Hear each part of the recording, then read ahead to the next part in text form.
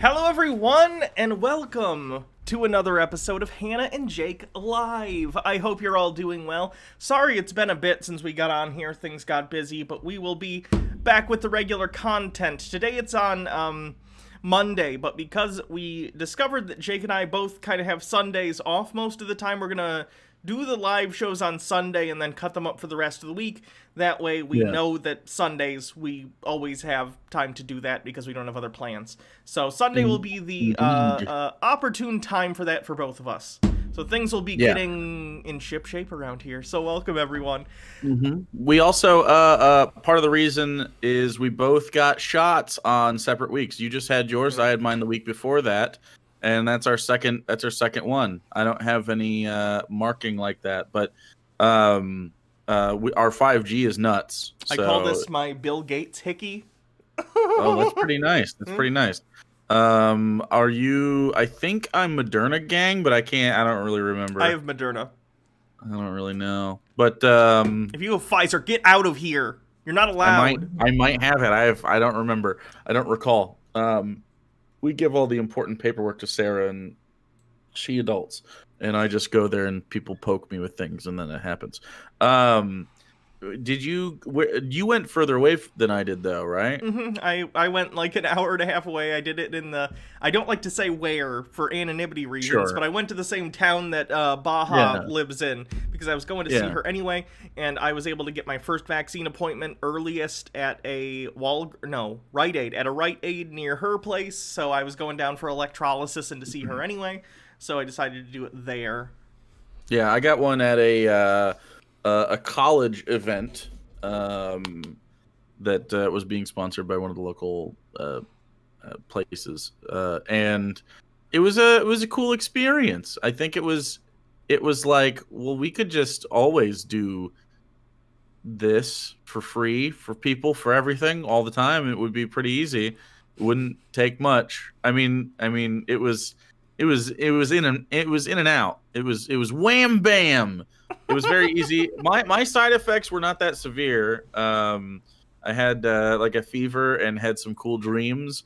But I mean, like, I pretty much just took care of myself for 3 days and was high a decent amount of the time. And I tried to sleep through specifically. Like everyone was like, about 12 hours in, you just feel like dog shit. So I tried to very specifically just be asleep during the peak hours. I told you about this briefly. I had such a rad fever dream.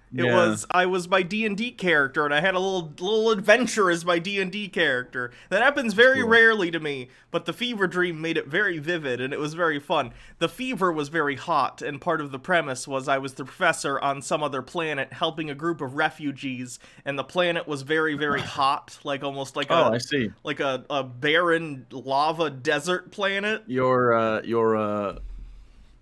guess you incorporated your reality with your dream. That's pretty cool. Yeah. I incorporated my reality as living as the professor into my dream by having a fever due to the vaccine. Right, yeah, clearly. Absolutely. That actually happens to me a lot. It makes me sleep through alarms, which is really, really, really fucked up. Like, I've had literal dreams where in the dream, I'm trying to turn off my alarm on my phone, and it's impossible to do so. And even when I throw the phone, like an Edgar Allan Poe short story, it haunts me and follows me everywhere. You ever have one where you just have to pee really bad? Yes. Yeah, and you can't it's just because like, you're can't pee. asleep. Yeah. Yep, you can't pee. That's pretty rough. That's a pretty bad experience. I'm not a fan of that. I don't like that shit. Anyway, I also had did you have anything? Well, let's catch up. What have you been doing? What have you been doing otherwise? Streaming and stuff. Did you not like a ton of anything different? Did you see?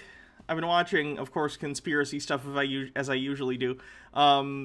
There was and I'm gonna go into this on Tinfoil Tuesday tomorrow. Because of how late we're doing this today, I don't know if I'm going to do my solo stream today, but I'll be doing streams every other day of the week this week for people who are starving for Hannah Reloaded content over on Twitch. Anyway, what was I going to say? Oh, shoot. Okay. So this guy who's like a sovereign citizen / conspiracy theorist is an anti-vaxxer, is possibly a Q person, it's unclear. Multiple times was going into pharmacies and being like, hey, I'm here for my COVID vaccine. And they'd be like, okay. And he'd be wearing a mask during this. And he'd be like, can I see the dose bottle? I want to look at the list of ingredients on it. Which twice the pharmacist did hand over the thing to them. And he immediately ran out of the store with the whole bottle of vaccine. The vaccine bottle. I believe there's like 6 or so doses in there. And his justification for it is, well, they're free. I can't get put in jail for taking something that's free. No. The first one's free. The other ones are for other people. No, this is the funny part, though. So he actually didn't get caught for stealing the vaccines. What he did get caught for is then he made another live stream video to try and prove a point about, I can't get arrested for stealing the vaccines because they're free. Let me give you an example. So he walked into like a convenience store, like a Wawa or something, which is like a 7-Eleven in certain parts of the country. And they have free sugar packets, apparently, for if you, like, buy a coffee there. Okay. So he tried to make this point by taking all the sugar packets, and that he got called the police on for, and they arrested him for that. Arrested for sugar packets. Yeah. So that's fun. Don't fall down the conspiracy rabbit hole, kids. It never ends well. You'll end up in jail for stealing sugar packets to prove a point about how it's totally legal for you to steal medicine that you're not even going to use. He wanted to, quote, test it. On what? I don't know. He lives in his van with his dog. What did he plan to do? I don't even think he owns a microscope. Is the dog really vaccinated? Does the dog have telekinesis? That's how you can tell. The dog has a PhD. Okay. Well, that's obviously Moderna then. pretty clear side effects of Moderna. Just trying to think of what I've been doing. I mean, lots of finishing up the D&D stuff, and lots of streaming as well. Oh yeah, I did the DMing for the campaign I DM with you guys. That was fun. Baja was a part of that. She did a great job. That's true.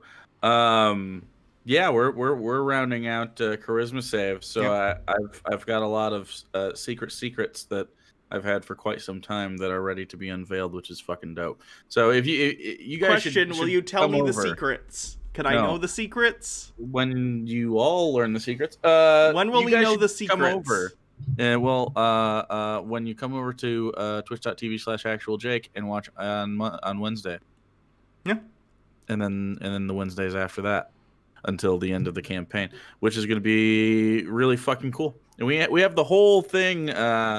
We have the entire first campaign like archived and stuff on the other YouTube channel, so which will be switched over to Charisma Save specific and everything, and we'll push that in when campaign 2 is about to start up. We'll really push that because it's the most fun thing we do easily. I think the D&D stuff is just super rewarding, really fucking fun. What was I gonna say? I had a thing real quick, by the way. Oh, go ahead. Yeah, go for it. We recorded our first episode of Jordan Peterson, and also I have a previous Bible episode.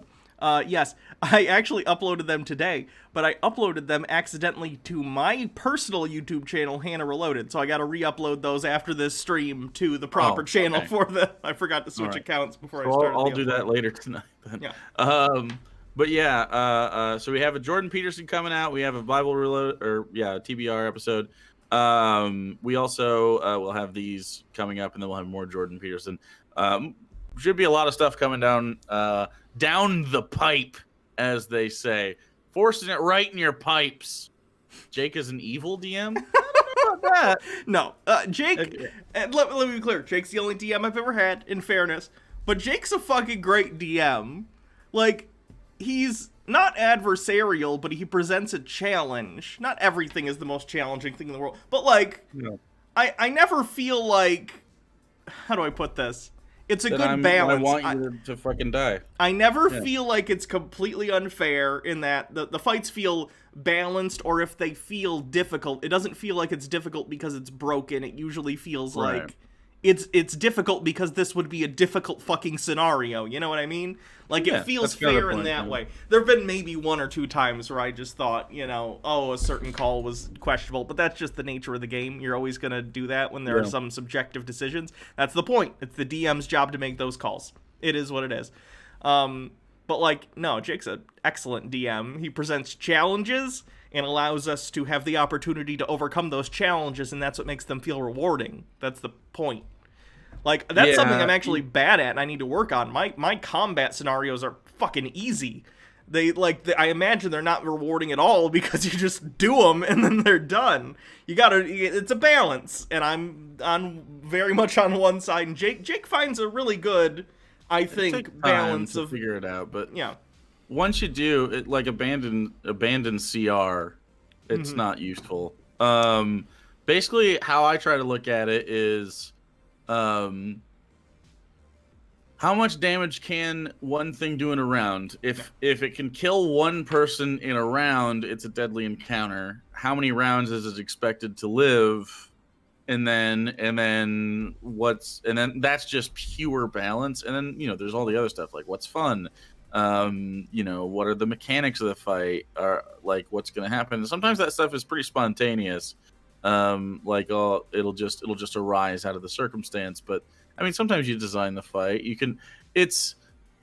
I don't know. It's something that you get a feel for or you don't. But usually, if you do it enough, you get a feel for it. It's not that big a deal. I think the hardest part is making sure you don't over prepare. Yeah, I think that's the hardest DMing thing, because I guess guys get super inspired all the time. So, CR is useful in 3.5. Crankshaft. Cranking my engine to turn it on was useful in the jalopy days. Yeah, I agree. Sure. Floppy disks were useful on Windows 95. Yeah, we can move on from these things. They're more like guideline. It's a nice rating system. Okay, these are sort of epic creatures. These are sort of middle ground. These are sort of low end. It just gives you sort of an idea. But I mean, all it takes is a ghost is a fucking hard. They say it's like CR1 that could wipe out a level 3 team. Those are pretty fucking rough.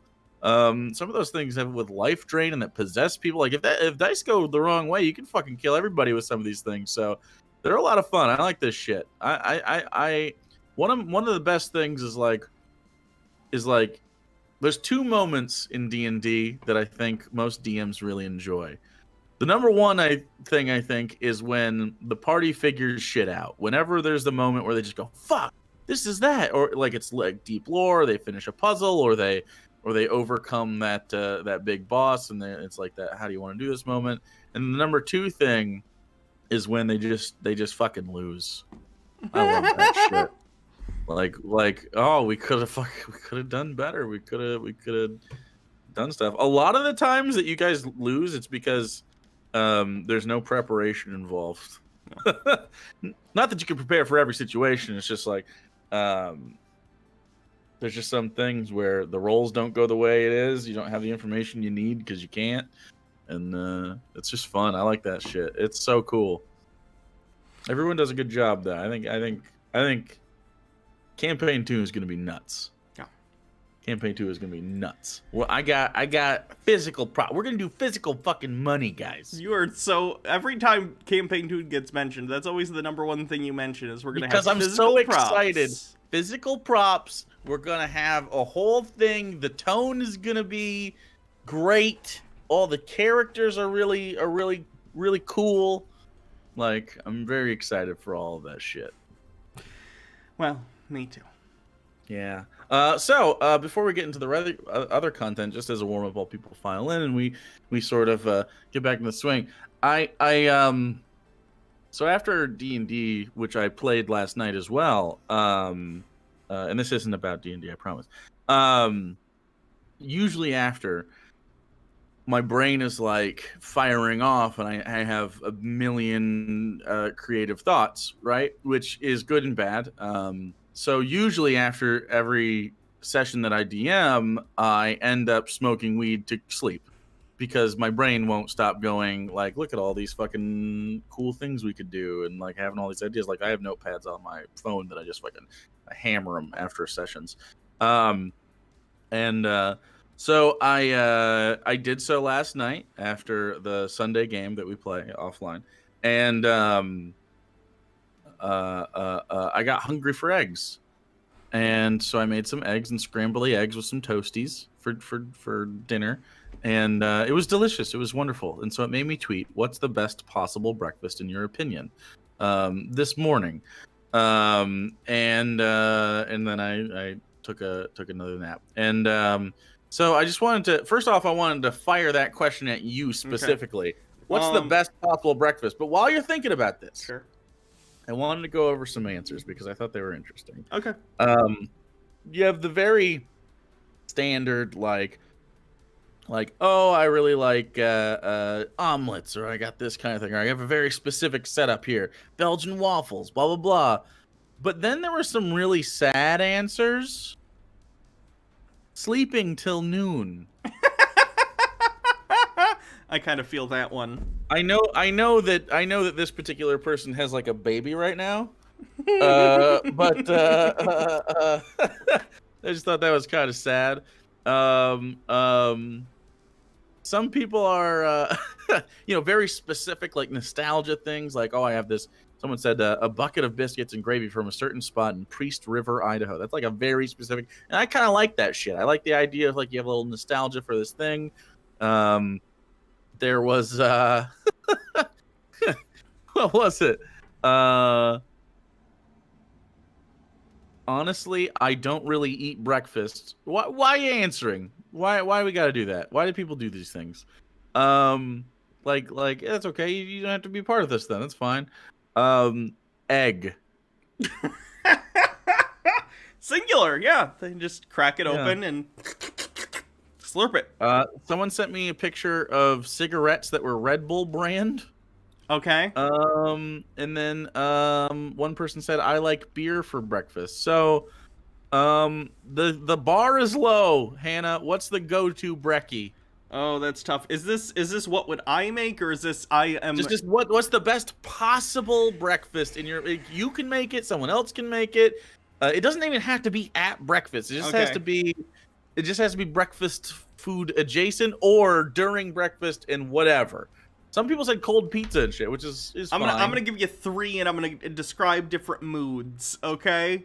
Okay, this happened as well. Many people are mood-based breakfasters, which is interesting to me. Am I feeling basically like, I want something sweet for breakfast. I'm gonna have an indulgent day. We're gonna have something sweet for breakfast.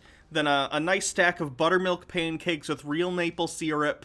Probably gonna use too much syrup. Don't necessarily have to be. And Baja's in the chat, like, don't say chocolate chip pancakes. Oh no, she says she doesn't say the chocolate chip pancakes. Yeah, Baja's chocolate chip pancakes are amazing, but any kind of pancake, it could be chocolate chip, could be regular pancakes with real maple syrup, and then probably like a side of bacon. You know how I feel about sweet stuff. Yeah. However, I'm really surprised you didn't go sweet crepe.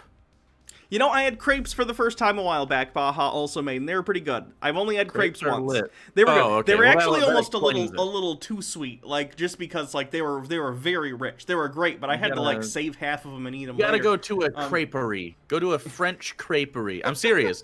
They make these restaurants. They do like brunch and shit. Especially now that COVID is we're on the back end of it and we're vaxxed and stuff. If you can find yourself a creperie on vacation or whatever you're doing, I suggest it. It's gonna be lit. My middle of the road, I just want like a good breakfast. Probably an omelet with like ham and cheese.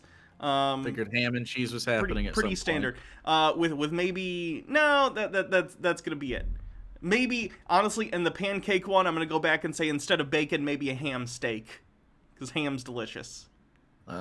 Yeah, ham is definitely a go-to for you at all phases of the food day clock. And then the last one is if I want to hurt myself by eating too much. Ooh, And that's going to be hurt yourself. biscuits and sausage gravy. Because I'm going to load that shit Ooh. up. It's going to be I it's make gonna a be really bad. good fucking biscuits and gravy. I think biscuits and gravy is A tier. Okay, I'll do a similar thing. Because I didn't answer the question on Twitter either. I don't really fuck with sweet stuff. Mm-hmm. So I'm gonna go, instead of sweet, I'm gonna use a healthy option here. Okay. And I'm gonna say, it can be egg whites. It doesn't have to be, but anything with like spinach, onions, asparagus, like fucking tons of tomatoes, tons of veggies packed into like an omelet or something with just a little light cheese, like a Swiss or something, and like a really good toast, like a hearty toast. Toast is like the best part of breakfast for me. Big fan of toast. An average day, I'd say 2 strips of oven cooked bacon made crisp, so they like break and they have like that sort of that the bacon fatty, like sort of just caramelizes in your mouth. 2 eggs, runny, gotta be runny, and like a sourdough or something with butter. That's it. And if I want to hurt myself, I definitely think biscuits and gravy is on that list. Biscuits and gravy is just so fucking bad, probably for you. There's like nothing of nutritional value in that. It's sausage, it's milk, or cream, depending on which way you go. But I did have, and I've talked about this before, Paula Deen, before she did the Out Loud Racism, I actually went to her restaurant, and she had hoe cakes at her restaurant, which are little like they're like fried corn meal type pancake sort of, and it's in like a cast iron thing about this big, and it fries the edges kind of like a Detroit style pizza, so the edges get really caramelized and buttery and super good. Holy fucking shit, hoe cakes are nuts. And I'm glad I don't live in Georgia, or I'd be a dead person. I gotta look this up. I think it's HOE cakes. Hoe cakes are fucking nuts. They're so good. Oh wow. Yeah, I also love any sort of. I love grits. Really good. Buttery, garlicky, cheesy grits. If we're hurting ourselves here, we're going carb heavy. Okay, we're getting hoe cakes. We're getting grits. We're getting sausage and gravy. We're getting toast. 2 kinds of toast. I've never had grits. Grits are good. Grits are really good. They're What is this? What is it? Have you ever? Well, I mean, porridge made from boiled cornmeal. Oh, that sounds. I mean, really calling it a porridge makes it sound a little different. It's not like usually very runny. Sure, it looks like the consistency of mashed potatoes almost, but made of cornmeal. Well, as it cools, it gets a little bit like it sort of sticks to itself. Sure. Sort of like undercooked cornbread. It's just really good. It like has phases to it. And if you make them well, they're bad for you, but they're tasty as fuck. So. Okay. Yeah, so that's the breakfast question. That's why I was. Now I want breakfast again. Ham and cheese is growing on me though. I'm not a big ham person, but I keep like I've had like 3 cravings for it this year, which is way more than I usually do. Ham is the best meat. Ham is not my favorite meat, but it's a viable thing. Malto meal? Ugh, I don't like the chocolate malto meal is what I think of. I don't know. I know they make other kinds, like savory kinds and shit, but the chocolate one is really awful. I really hate it. That reminds me, I need to hold on. Where is this? That reminds me, I was gonna buy you, and I still gotta order it.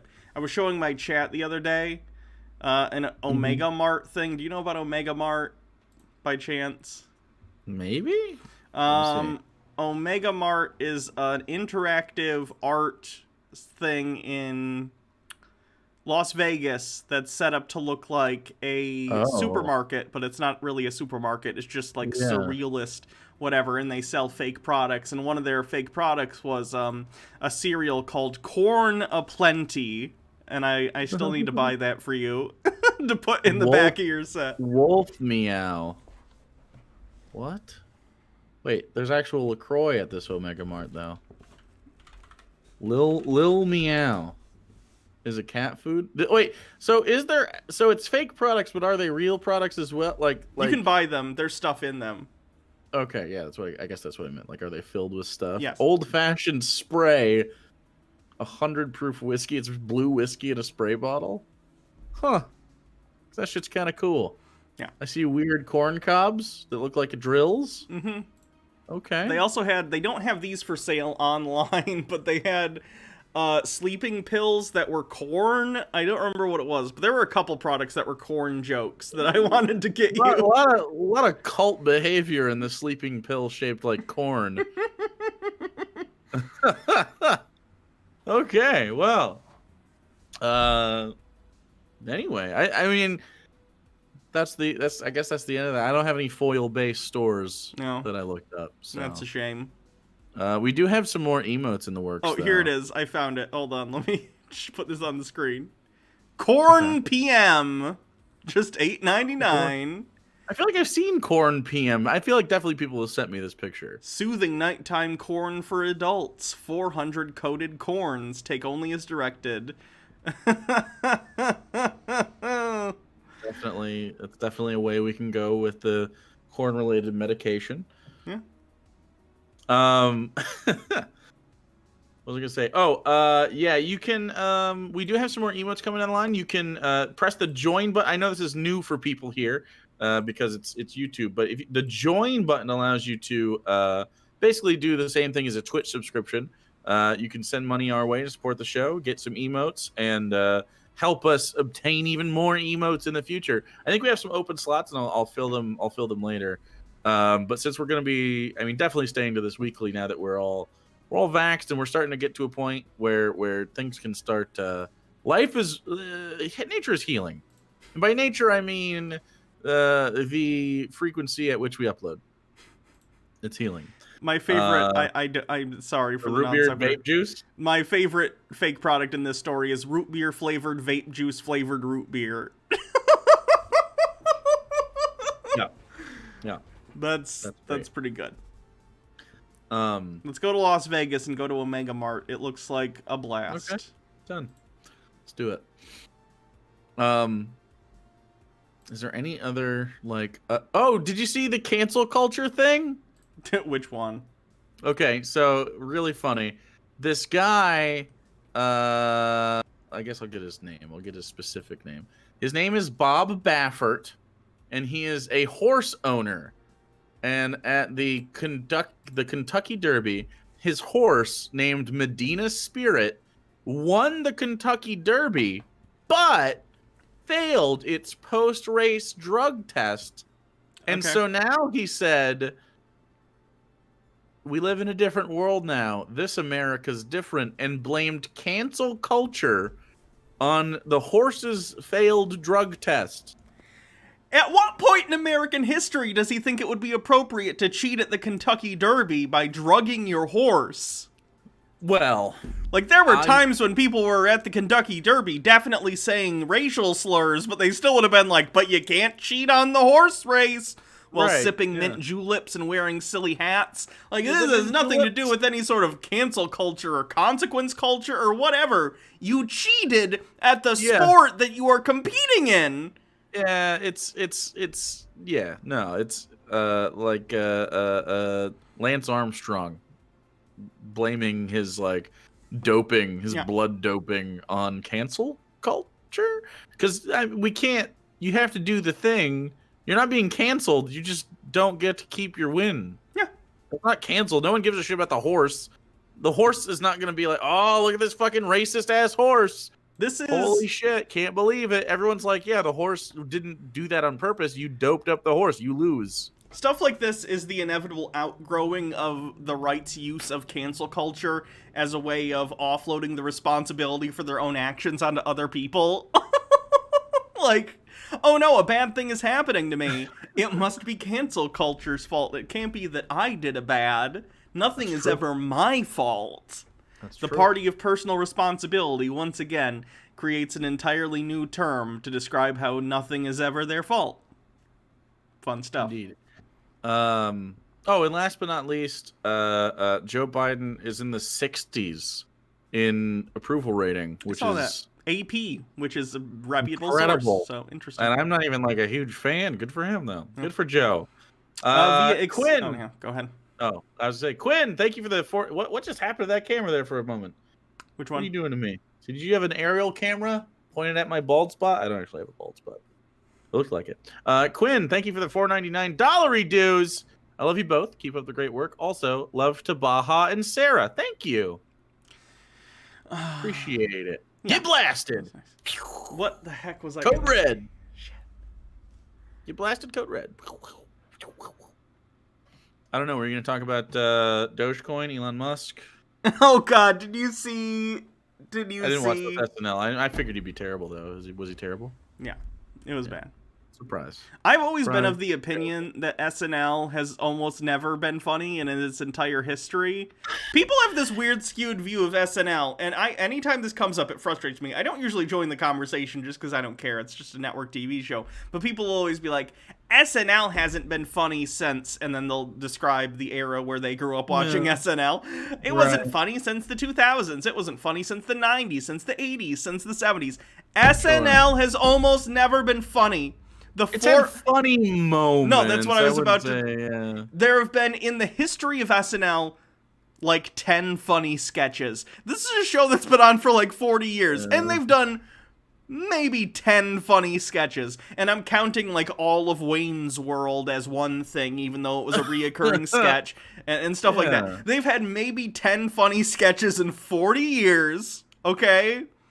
Celebrity Jeopardy. Wayne's World was even necessarily super funny. I did like the Trebek, your mother's a whore. Like I think that the Sean Connery thing was kind of funny. You could say, I mean, okay, is Chris Farley funny?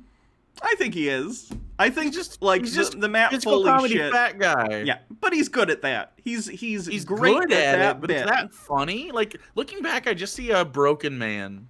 I mean, in hindsight, but that's clearly because. But a lot of people. Well, no, not that. I guess. I mean, I guess. Not because he died and did a lot of drugs. I think that sounds like a better way to go out than some people go out, frankly. But like, for Chris Farley, I don't know. Like, I feel like Black Sheep was pretty funny, and I feel like there's some other stuff that's kind of funny. But like, I don't know. It just was like, you're fat. Go do the fucking knock around and stuff. I do like the Chippendales dance though. I think that's lit. Okay. I respect Chris Farley's body confidence in the way I respect Jack Black's. Sure. That's good shit. Yeah, I don't know if he was funny. Was Adam Sandler funny?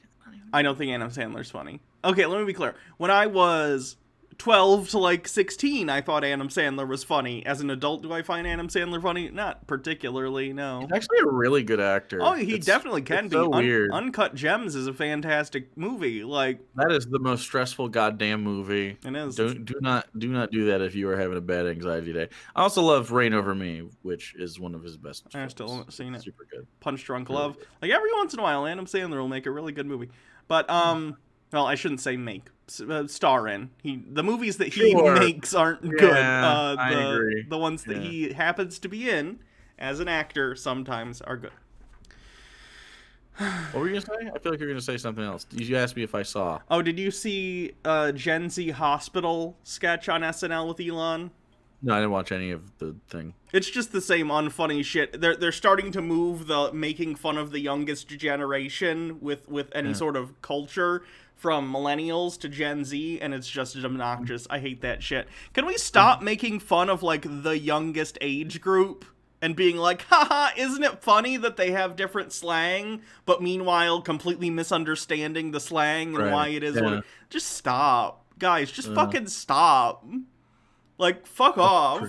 Like, Gen Z have enough to worry about without a bunch of fucking old... Without some younger Gen Xers and older millennials being like, haha, isn't it funny that Gen Z does the TikToks? Or whatever. Shut the fuck up. Shut up. No one cares. I think the best thing that SNL has had to offer is that short clip of Daniel Craig looking at the camera and going, "Ladies and gentlemen, the weekend." And then that one account posts it every Friday. That's it. That's the whole thing.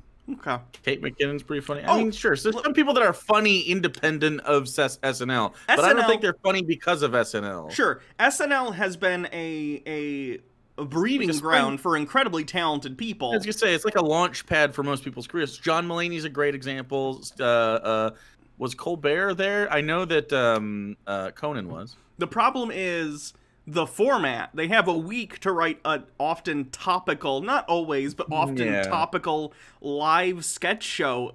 And meanwhile, a lot of the people on the show, the actors, are also, because SNL's so big now, working on other projects at the same time.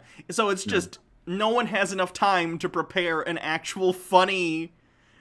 And plus, I think Lorne Michaels is just too old and out of touch and has been doing the show too long. He's been in charge of the show for decades.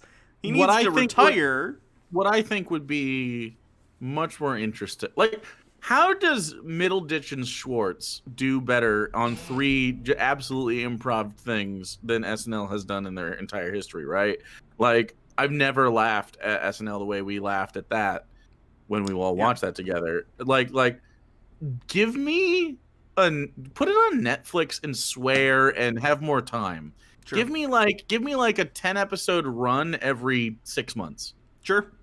Like, give me solid shit instead of this, I don't know, the weekly stuff. It's not good. I also just feel like part of the problem is now SNL's been on the air for so long. And again, like I said, I don't think it's ever been consistently hilarious. Like, Weekend Update can be pretty funny, but I think we've seen that, like, satirical news stuff, the format lends itself to pretty good humor if you have a good host, so that's fine. I would put Weekend Updates in that, like, top 10 actually funny sketch bits that they do. But only because it's like just dry, right? And you're just kind of saying the joke is... It's simple. It's set up punchline. That we all agree, kind of. Here's a news headline. Here's a punchline about said news headline. Like, that lends itself to easy writing. Yeah. But anyway... Adam Samberg makes me laugh. That's not a person. Andy Samberg. Andy Samberg's funny. But the thing about Andy Samberg was those... Or Andy... The Lonely Island stuff that went on SNL was basically just stuff they, like, did on their own, and they were, like, filmed separately, and then they put them in the show, and that's why they were funny. I don't know. The stuff that they film separately and isn't done live has a better hit rate, the Natalie Portman thing. Yeah, they obviously worked on it for quite a long time to make that music video, right? Like, so, yeah, that was good. What'd you say? I'll take a shit on your... take a shit on your face and punch you or some shit. Like I don't know, Natalie Portman saying that kind of shit is funny. Or Mr. Pibb in Red Vines equals crazy delicious. But there's so many good sketch shows nowadays. Like, why go to Saturday Night Live? Saturday Night Live is, I think, obsessed with its own legacy to the extent that they don't want to, like, go out and do not the edgy, but, like, they don't want to do weird stuff. They don't want to be... they're too concerned with being network TV, milquetoast. Yeah, they don't experiment with like, the medium. If you look at, like, something that's like a pre-recorded sketch show on Netflix, like I Think You Should Leave, or, oh god, there's another one starring some people from, I think, New Zealand that's quite good on Netflix too. Like, there are some really great experimental sketch shows out there that do such a great job, and SNL just looks like shit in comparison, but I don't know. Absolutely. All right, so I mean that's a warm up right there. That's a warm up. Good job, team us. We did it. So what we are doing today is we are doing some Bible. We're definitely gonna do a Bible episode. We got a little Matthew, Mark, and Luke to go through. Also, in addition to that, we will be doing a Jake Reads. So hold on to your butts. We'll be doing those. So anyone that does super chatty things, we will answer them, or at least we'll try to for a limited amount of time until we run out of, there's too much, and that can be compiled and stuff. And then after that, we're doing a Conservapedia thing. We're gonna read. I don't know what's gonna happen. Hannah has a selection of Conservapedia things. I'm gonna have we're gonna talk about them. because I got some different ones that I wanted to make. Auntie Donna is the name of the sketch show I was thinking of, by the way, and they're Australian, not that was weird. So that was weird. It's the first episode that I watched of that reminded me a lot of that puppet show, like I'm scared, hold or don't hug me, don't hug me, I'm scared. Don't hug me, I'm scared. Yeah, that really good. I think Middleditch and Schwartz, that improv thing is just so good. Give me more of that shit. I'll watch that show. Let those two just get after it. Maybe add like a get some guests every once in a while and have 3 people improv. You know who'd be amazing at that is Steve Carell. He's apparently I listen to sports podcasts because I'm a jock. And Brian Baumgartner, the guy that plays Brian in The Office, has a new podcast where he talks about The Office and kind of the phenomenon of the whole thing, and he has old cast members on. And to a person, they keep saying that Steve Carell is maybe the best comedy improv person they've ever worked with. Everybody. I want to see that. Put him in a situation just to improv again, just for like an hour-long special with those 2 guys or someone else, and I'll do it. But he did like Second City and shit, right? Which is all improv, so it makes a lot of sense. Him and Amy Poehler and all those people that do that kind of stuff. Love that kind of shit. Looking forward to it. Yeah. Anyway, Upright Citizens Brigade. Yeah. So. Bible. It's time for Bible. Don't forget to yeah, I'll do it. Start the old episodies. So if you don't know this, you haven't been here before, we also record different episodes live. So if you can't catch it and can't stick around for the entire thing, well, don't worry. Some of the highlights will be plucked and uploaded to the YouTube itself without the stream. So. Yep. Gonna start recording. All right.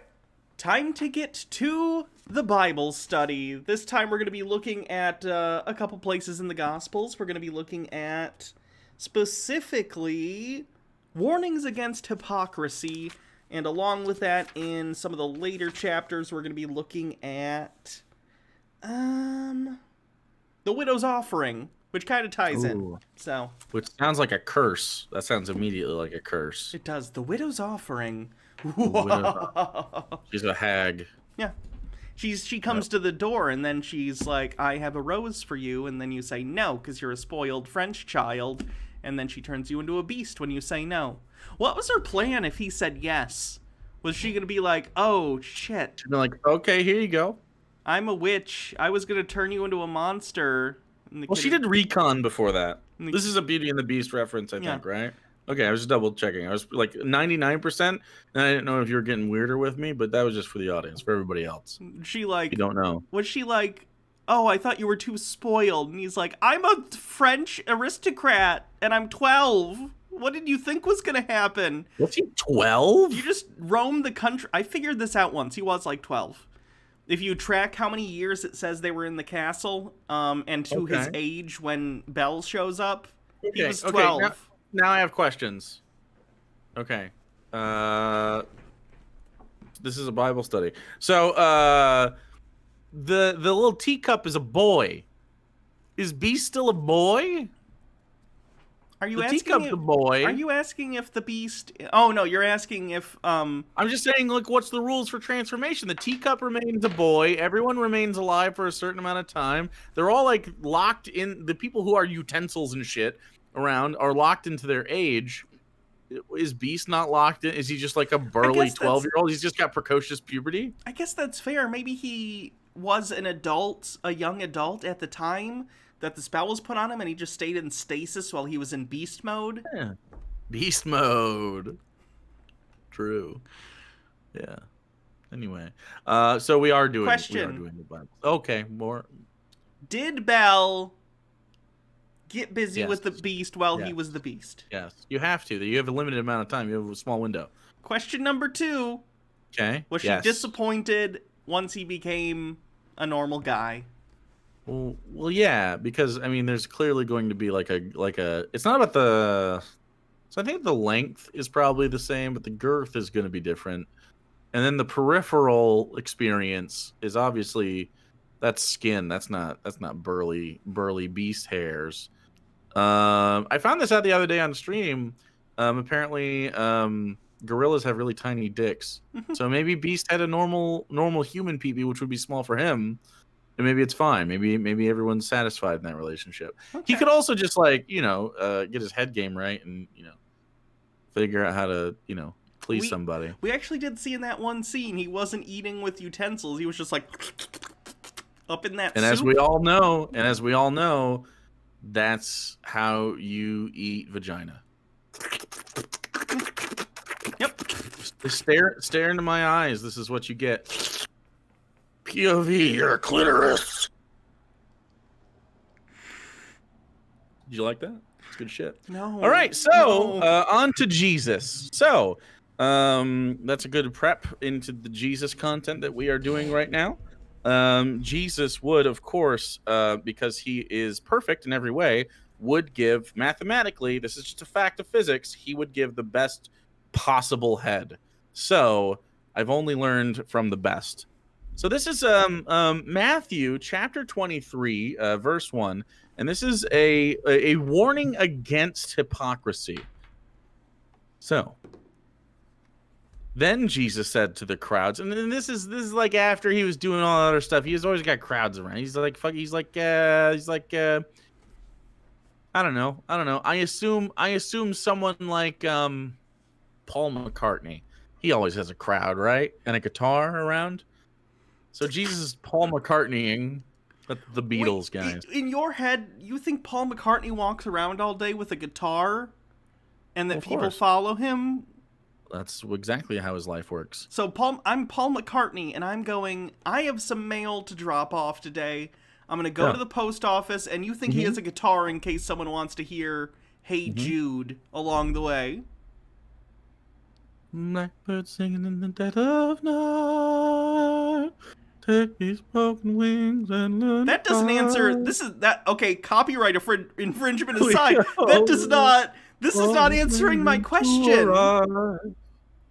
Then Jesus said to the crowds and to his disciples, "The teachers of the law and the Pharisees sit in Moses' seat. So you must be careful to do everything they tell you, but do not do what they do, for they do not practice what they preach." What if they are telling you to do the things? What if there's a conflict of interest there? What if those two things run into each other? What if don't do what they do, but what if they start preaching what they do? His point is that currently they are telling you what to do, but they're not doing what they should be doing. He's saying that as it currently stands, what they're teaching isn't necessarily wrong, but they're hypocrites for not following their own teachings. Well, I know that he's saying that. I'm just saying, what if those two collide, and now you have two conflicting... Okay. He didn't think to future-proof this. Jesus says, I'll be back soon, at the end. So I think he didn't expect the 2,000-year absence. He didn't think he needed to future-proof this, okay? He should probably have expected that. He literally got told he was going to experience that. So they tie up heavy, cumbersome loads. Okay, look. This is not a Cummies joke. I was scanning ahead, as you do when you read, when you do live content, and cumbersome was cucumber in my brain the whole time. But it's cumbersome loads, and that's normal. They tie up heavy, cumbersome loads and put them on other people's shoulders, rude, but they themselves are not willing to lift a finger to move them. So the Pharisees have very heavy loads that they put on other people's shoulders. Easy peasy. You need a back brace for that. Make sure your form is correct. Everything they do is done. Wait. This is a quote. My bad. Everything they do is done for people to see. They make their phylacteries wide and the tassels on their garments long. They love the place of honor at banquets and the most important seats in the synagogues. They love to be greeted with respect in the marketplaces and to be called rabbi by others. Okay, you told me this wasn't about Paul McCartney, but that's to the T his life. How does that describe Paul McCartney's life in any way? Number one, phylactery. He's a lich. True. Tassels. Obviously. He's in the Beatles. Very tassely. When have the Beatles ever worn tassels? Oh wait, Sergeant Pepper. Yep. They love Wait, the did they have tassels in Sergeant? Hold on. I'm pretty sure they had the tasselies. Either way, there's a non-0% chance that Paul McCartney has engaged in tassel wearing. They love the place of honor at banquets and the most important seats in the synagogues. It's the Beatles. Paul McCartney doesn't sit at the side table. Paul McCartney knows who he is. And they love to be greeted with respect in the marketplaces and be called rabbi by others. Everyone knows Paul Rabbi McCartney. That's a very common nickname for him. For the Everyone record, knows that. phylacteries in the Hebrew sense, phylacteries are not vessels. Little wooden vessels, right? They're not vessels for their soul. Phylacteries are containers for the scriptures that they would wear on their person to carry around various scriptures with them. Because books, as we understand them today, weren't convenient. Wait, what's the little? What's the little? They had like a little wooden hats. Am I thinking of? I thought. Okay, hold on. Now I gotta look it up. Isn't there a let me just type this in. I don't know if this is a thing. I could be thinking of the wrong thing. Remember thinking of the wrong religion? I thought there was like a religion with like little tiny wooden hats on top. But maybe I'm mistaking them. I'm gonna have to Google it. Little tiny wooden hats. Am I mistaking it? Nah, those are souls. I don't think it's Jewish. Hold on. All I'm getting is like cute little cowboy hats, little wooden hats. What am I? Religious wooden hat? There's like little itty bitty tiny wooden squares that people wear. What the fuck am I thinking of? It's not a yarmulke. No, that's totally different. I don't know. I guess we'll figure it out. The tiny hat mystery will continue. We'll figure it out. Okay. So the quote continues. But you are not to be called rabbi, for you have one teacher, and you are all brothers. And do not call anyone on earth father, for you have one father, and he's in heaven. What about your dad? What if you have a dad? Do you just call him dad? What if you're in one of those? We're all brothers and sisters in Christ, okay? Yeah, but except this one deletes your dad. Go clean your room, Hezekiah. You can't tell me what to do. You're not my real dad. You're my brother. True. Loophole. Nor are you to be called instructors, for you have one instructor, the Messiah. That's himself. Yeah. That's very Paul McCartney, frankly. That's what you do. You call other people hypocrites and bad people, and then say that you're right and everyone else is wrong as you point on actual problems, and therefore no one can actually criticize you. It's the Donald Trump maneuver. Look at, hold on, I'll do my... All these Democrats, they're coming out here and they're shipping your jobs overseas. They don't care about you. They don't care about farmers. They don't care about anyone. These politicians, they've destroyed America. I am here to make it better. I will save your jobs. He's pointing out legitimate problems with the economic systems of America, although he's pointing to the wrong... He's very one-sidedly addressing the issue. That's the best faith I've ever seen someone like the most benefit of the doubt someone's given Donald Trump. He does not deserve, for the record. He's pointing out the fact that the economic system that we're currently in is not working for people, even though he doesn't do so in so many words. He's pointing to the results, but not the actual meaning. Whereas I have an answer. Go ahead. No, go ahead. Well. Okay. Well, the answer to the tiny hat is tefillin, or phylactery. I was right. It's a small leather box. It's not wooden. I thought it was leather or wood, but it's leather. It does control scrolls or parchments inscribed with verses in the Torah, and they're little boxes, and they're kind of on a headband, and they sort of wear them like here. And then they wrap the thing around their arm, and I don't know what it's called, but I was right. It was the Jewish faith. I was right about this. Yeah, I know stuff about things. True. Anyway, so that's the end of that.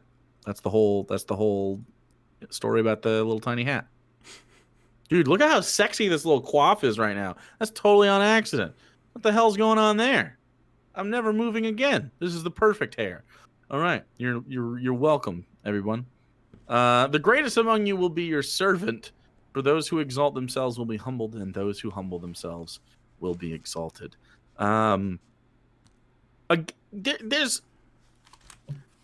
It's always interesting when Christianity has these sort of passages when they're like, yeah, the meek among us are gonna be, they're gonna be, they're the good guys.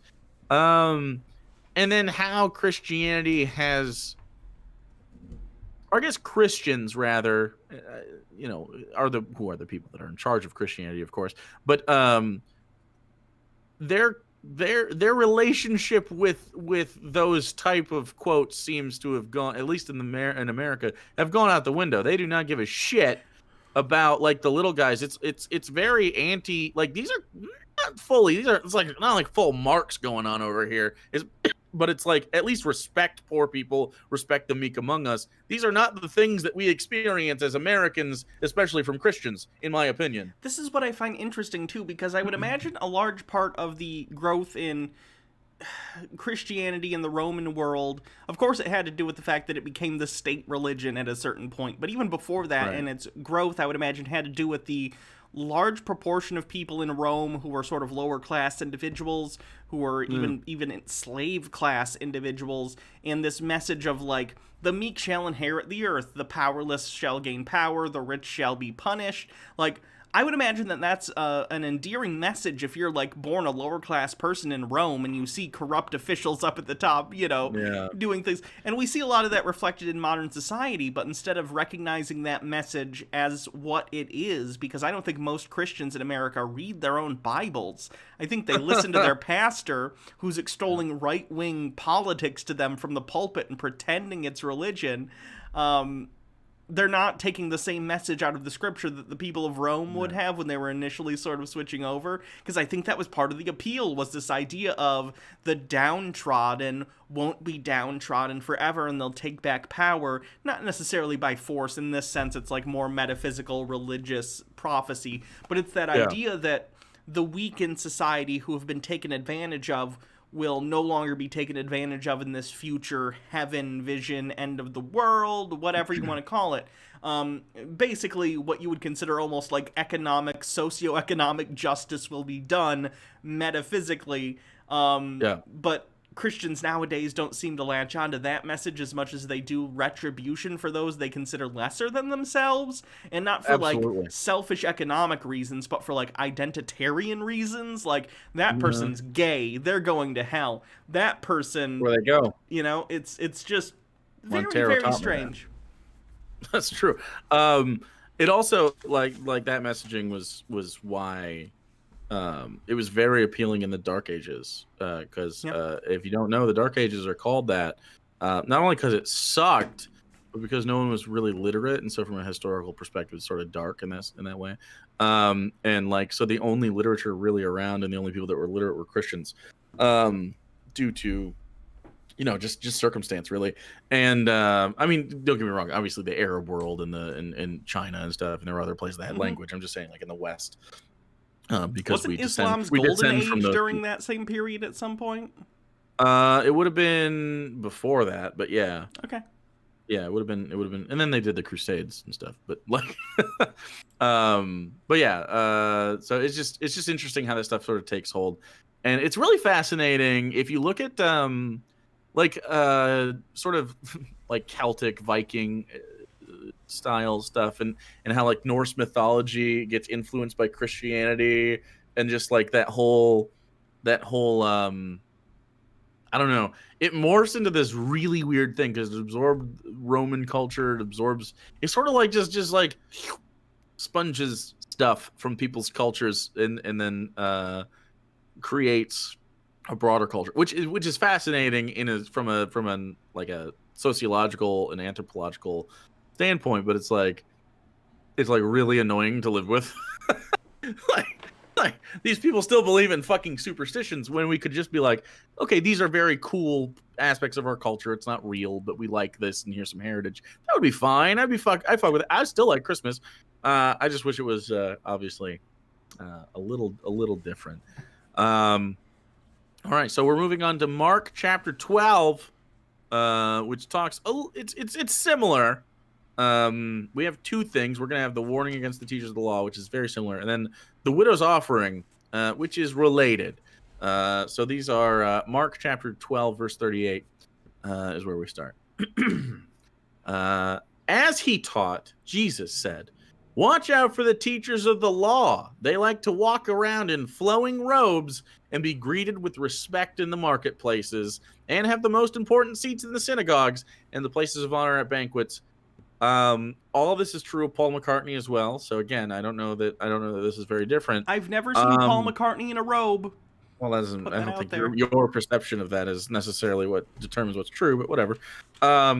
They devour widows' houses and for a show make lengthy prayers. These men will be punished most severely. So I know that this means, like, you know, we take advantage of widows and we get rid of their, you know, their wealth and stuff. But just eating a whole house as a power move is actually kind of fucking rad. Like, that's ideal for me. I think I'm gonna go with that headcanon where they just power move and eat your house. What did you fist pump for? Is there a separate thing happening? Don't worry about it. You're not engaging with me in the house. Yeah, there he is. It's between me and chat. Don't worry about it. Yeah. Okay. I'm telling you. So, yeah. Is that? Do you think everything was cake back then as well? Has it's always been cake. Spaceman meme. It's not cake. They were eating cake houses, or no? No. Okay. All right. So I've broken the one. There's only one rule of, like, improv. Regular. Never houses? say no. Yes, and. Well, you weren't engaging with me anyway. It's fine. The Widow's Offering. You were busy with Paul McCartney's rope. I was engaging with chat. Okay, I had to show them Paul McCartney's rope. Engagement. That was a soft engage. I'm okay with being soft. Soft is where I idle at. Okay. Yeah, that was like SEAL Team 6. We are doing stuff, but if we get caught, we're not going to acknowledge it. You're dead to us, sort of thing. Yeah. Yeah. Okay. The Widow's Offering is right after that. Jesus sat down opposite the place where the offerings were put and watched the crowd putting their money into the temple treasury. Many rich people threw in large amounts, but a poor widow came and put in 2 very small copper coins, worth only a few cents. There's no way that said cents. But I don't have a... It's a translation. It's a translation. I just thought that was fascinating. What does it say on your end? Does it say the same thing in your version? But the poor widow came and put in 2 very small copper coins worth only a few cents. She, out of her poverty, put in everything. All she had to live on is what mine says. Oh, well, that's a way better way to put that. Oh, no, mine does say actually worth only a few cents. I'm sorry. If you go on, it will say different. Calling his disciples to him, Jesus said, "Truly I tell you, this poor widow has put more into the treasury than all the others. They all gave out of their wealth, but she, out of her poverty, put in everything, all she had to live on." Jesus understands progressive taxing. Confirmed. He also understands like per capita statistics. Yeah. He understands percentage statistics. Yeah. Things that we cannot get modern Christians to do. Yeah. Very interesting.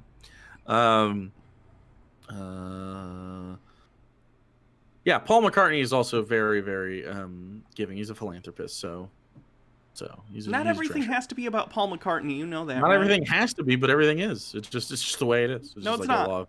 If I said a random thing right now, you could not relate it to Paul McCartney. I probably could. Legumes. Paul McCartney eats legumes. I don't know. That's terrible. That's not a good connection. Beans and toast. He's an English person. He eats beans and toast. That's pretty common. Hold on. Let me think of a different thing. Okay, he did it. Easy. Tucson, Arizona. Well, he probably played at Tucson, Arizona with the Beatles once, and he's been there, and he probably fucked a lot. Probably did fucking ayahuasca in Tucson, Arizona. They definitely played in Tucson, Arizona. That's a huge place. There's no way the Beatles never played there. Right? Fuck. Yeah. He's vegetarian? Well, yeah, because he likes legumes. There you go. Anyway, so wait, what was this next one? Warning against the teachers of the law, and then there was okay, yeah, I remember. I made my screen different so I could be oriented properly and move my marking. So now we're at Luke chapter 20, verse 45. Just real quick, someone in chat says, "Who was Paul McCartney? Is that a Beatle?" What the fuck, man? All right, just Google it. Just Google it. You're on the internet already. He's one of the most famous musicians of the 20th century. He's like in the top 5. He's in the top 2. And I think the other one's John Lennon. I was gonna say Michael Jackson, but no. Okay, I think the Beatles are probably. Ooh, that's tough. No, Michael Jackson kind of literally broke their records, didn't he? You might be right. So maybe Michael Jackson, John Lennon, Paul McCartney. Yeah, but even so, I mean, like, sure. Like, if you're just young, a whippersnapper, you know, it's not like it's fine if you don't know stuff, but it's also like you could Google this. You don't have to show your ass on everything like this, guys. You can just be like, you literally spelt Paul McCartney correctly. You get it. Like, it wasn't that far away from your grasp. Pete Best is number 4, shockingly, for no reason. Pete Best? Yeah. Pete Best? Okay. He was the original drummer for the Beatles. Yeah. And then he left. Don't do that. Never leave a band. That's true. You never know. It'll be like not investing in Bitcoin early. Okay, so warning against the teachers of law in Luke. Why my bank just texted me. It's like, friendly reminder that you have a mortgage. It's like, well, yeah, I'm aware. I was here when that happened. I fucking hate that shit. Hate it. Oh, no. Anyway. John Mulaney's... Here's breaking news on this live show. John Mulaney and his wife are getting divorced. Oh, but I like the jokes. Yeah. You think he's going to do another bit, like, to counter the, "That's my wife" bit? That's my ex-wife. That's my ex-wife. Well, I hope everything works out for him. He's got a rough go of it sometimes. Love you, John. It was the cocaine. You can't. He relapsed, you know? And you know what? She needs to live her own life. Yeah. It's okay, John. Warning against the teachers of the law. So this is Paul hanging out in front of the Supreme Court.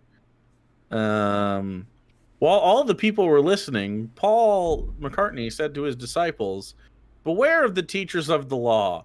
They like to walk around in flowing robes and love to be greeted with respect in the marketplaces and have the most important seats in synagogues and blah, blah, blah. And they devour widows' cake houses and make a show for lengthy prayers. These men will be punished most severely," which is true. That's true. And then the widow put in more gifts to the temple, giving 2 copper coins. And then he said, "Truly I tell you,"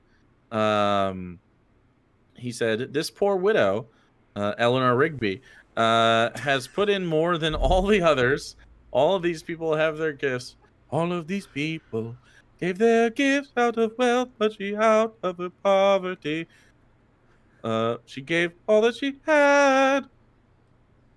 All the other poors, or all the other people, didn't give as much based on a percentage of wealth and their total net worth."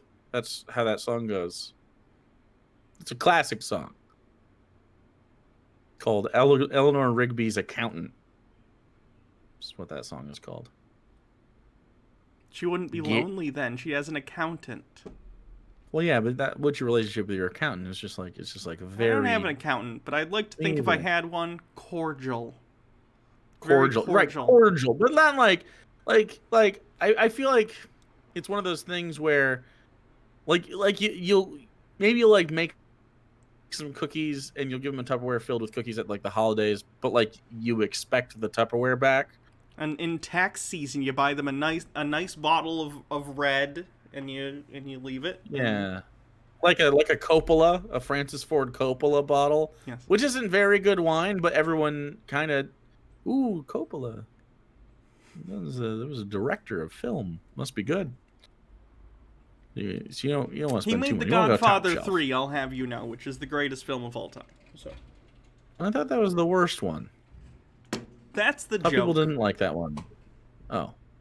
Well, I'm not I don't remember anything from The Godfather 3. He actually just I don't did a remember. director's cut re-edit of The Godfather 3, and I've heard it's much better, so I got to check it out. So Francis Ford Coppola, his edit of that is ideal. Hopefully they remove as much Sofia Coppola as possible. We don't like her. Is she bad? Yeah, that was like one of the major complaints about the original Well, Godfather 3 is that she's in it and she's bad. Big part of that conversation at the time, I was busy with my Paul McCartney. I hate this bit. Trying I to- hate this bit more than most other bits we've done. I'd rather do I don't know what whole bit- part deux than to do this Paul McCartney bit for another Well, second. What's the second Y hole? Like, at this point, it's 2021. It's like a non-invasive incision. Back in the day, we were just butchering folks. But now it's like an ACL, like a little sliver. That's the next Y hole. It's true. It's actually true. Actually, I think Y hole part deux. What could it be? What could it be? Well, it has to be Y shaped, I guess. It could just be hole two. It doesn't have to be Y hole shaped. We go with a totally different shape altogether. Hole 2. What The is it? Q-inning. It's a Q hole. It's a Q hole? It's a Q hole. Okay. I guess look forward to Q hole. And we'll figure out what that is at some point. The Q hole. All right. What can you do with it? How creative can you get? That's the end of that. There's no more Bible. Do we have any takeaways here? The only takeaway I have really is that they don't apply this kind of logic to their Yeah, faith. basically, I think it's just another illustration that modern Christianity is completely divorced from the actual teachings of Jesus in a way that most Christians don't even recognize because they haven't actually read the Bible. Or if they know of the scripture, it's basically been perverted by their local pastor in order to run along with whatever conservative Christian or conservative political position that their church happens to hold. Donald Trump is president right now. He's a shadow government. So, I think that's how it works, right? Yeah. Yeah. So he's still in charge, right? No. Obama's in charge now. That's the new conspiracy. That's kind of cool. If you like drones. Is it? I was gonna say, like, is it good? It was good at the time. It was good for its time. It was a step in the right direction. A palatable black guy for most of racist white America. If that's what they considered palatable, oh my god. Yeah. Oh my god. Yeah. Like the right freaked out. The right is still in a continual Yeah, they're in a tailspin. freaking out over Obama existing. Yeah. Pretty sad. All right. Pretty sad stuff. So, yeah, if you're watching this on YouTube, check out our live stream Sunday. Check out our separate YouTube channels, Actual Jake and Hannah Reloaded, respectively. Twitch.tv/Actual Jake and Twitch.tv/Hannah Reloaded. Yeah. Patreon, channel memberships. These are all things. Check the description. Yeah. A lot of that stuff is free. Yeah. So that's it. Bye. Not so good with the end of recordings on these. Aren't you? You don't think that was great? I'm doing my absolute best. Low bar. Okay. All right. Well, all we can ask is effort, right? I built my career off of a Y hole, and there's nowhere to go but up. Okay? I'll have you know. Q hole is Q. So Q hole is higher. Yeah. On the body. It's earlier in the alphabet. Okay, we are definitely getting somewhere with this. Yeah. Okay. Okay, so that's we only know right now that just geographically on the body, it's higher up.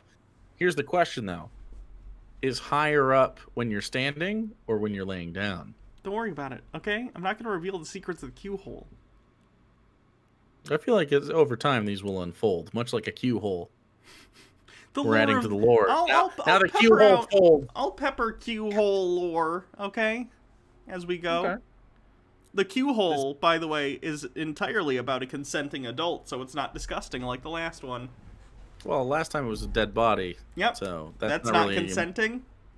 Well, the idea of consent goes out the window when it's just an inanimate object. I would say I would not consider a dead body just an inanimate object. I would definitely put that in its own category as a dead body.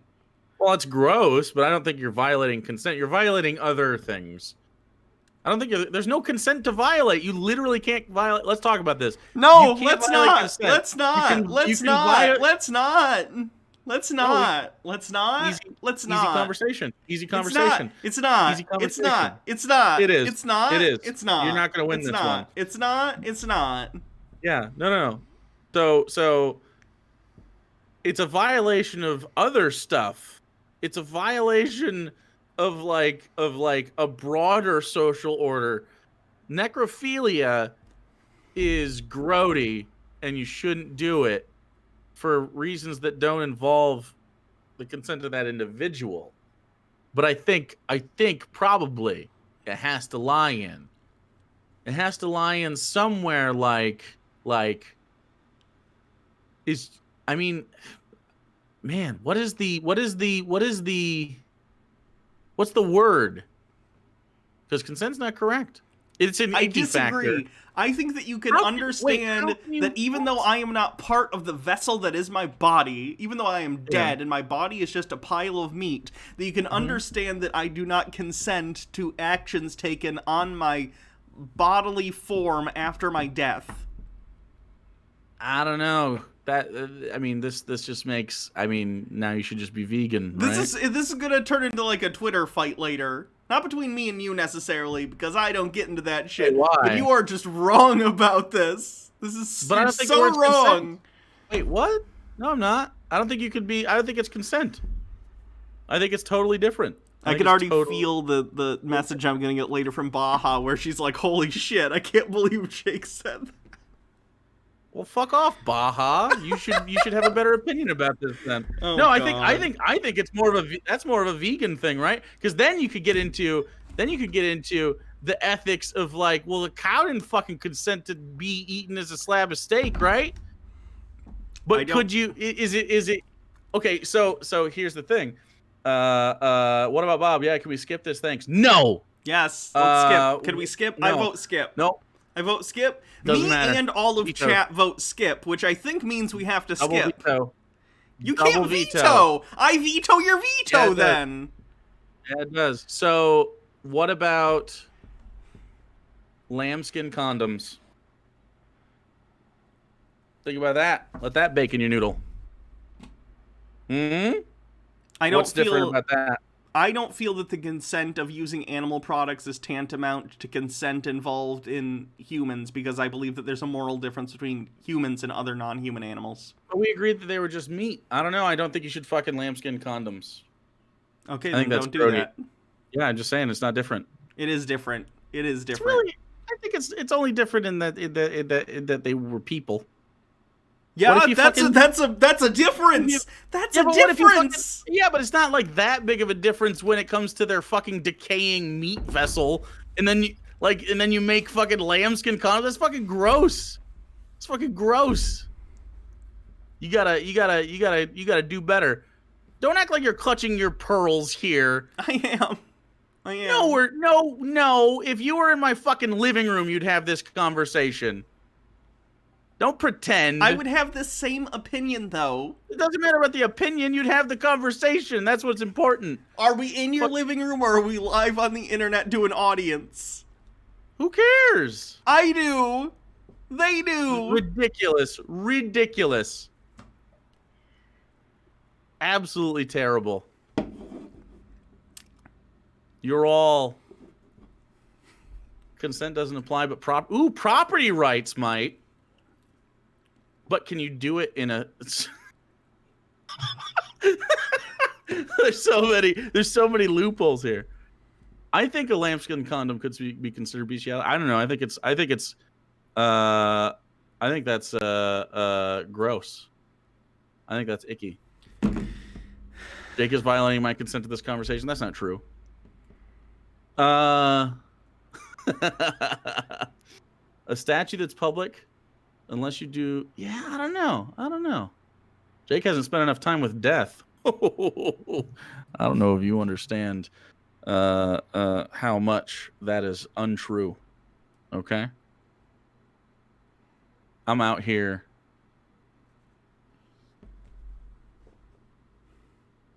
I'm sorry, chat. Don't apologize. You know what you should apologize for? Not engaging. Terrible. You have duties to do. We have to do the Conservapedia. Are we gonna do that now? Can we move on to that?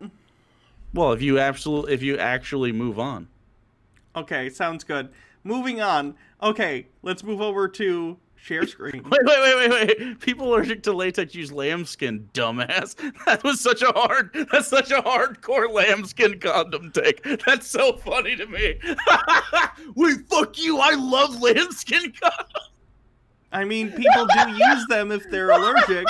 No, I know. It's just like it was like how fucking no. I got a hard opinion on lambskin condoms. But you gave your hard opinion on them first. That's so. What do you mean? That's so fucking funny to me. You were like, so "Fuck lambskin condoms." You think that, and you said you think they're gross and that it's tantamount to bestiality. Yeah, I mean, that's. I don't think it's that different to fucking the guts of a lamb. Like it's literally that. I don't just because we make it pretty. Like you have the dumbest opinions sometimes. Wait, how is that dumb? How is that dumb? I don't feel the need to justify me saying you literally have to justify this. I don't. How do you not justify? Okay, wait. So using a lambskin condom as its literal organs to wrap around a ding dong isn't gross. It's not something I would do, but like I'm not allergic. Saying, how do you? Sure, but I don't care if you're allergic to stuff. It's not tantamount to bestiality in any way, shape, or form. I don't know. I mean, from the perspective of what is if that's bestiality, then wearing a leather jacket is bestiality too. I was going to bring up leather. I don't like leather, but like I think that leather is like you're literally wearing skin. Like I'm just saying, if we break this down, like lots of things are fucking weird. Lots of things are fucking weird. All right, are we done with this conversation now? I'd like to be done with this conversation now. You'd like to be done with the veganism conversation? This is not a veganism conversation. This is a conversation about necrophilia, and I'd like it to be over. Well, not really necrophilia. We're talking about broader, like, animal products in general. It doesn't have to be about your ding-ding. It could be about like wearing the leather then. Like it's all of these things, right? That's fascinating to me. Like where we draw a line. That's interesting. How is that not interesting? Where we draw the moral line between, like, we've treated this leather, but you started this conversation by saying you think that it's not a consent issue to use a corpse for sexual gratification. I think it's the wrong word. I don't think it's. Yeah, I think it's the wrong word. It's whatever. But I think it's interesting that at a certain point of like, look how we've stuck this skin out in the sun. Now it's okay to put on our bodies. That's so weird. We're weird. How are we not weird? That's weird, right? You guys not think about this shit? I think you smoke too much weed. I'm not smoking any weed right now. I'm not saying you are right now. Social constructs are weird. This is what I'm talking about. This is the weird bar between, like, when it's gross and when it's normal to do a thing. I just want this conversation to be over and to do Conservapedia. Well, what do you think? I think that this is the end of the conversation. I'm not engaging with it. Wait. I didn't know that's how they treated leather. That's wild. I don't like the feel of leather either.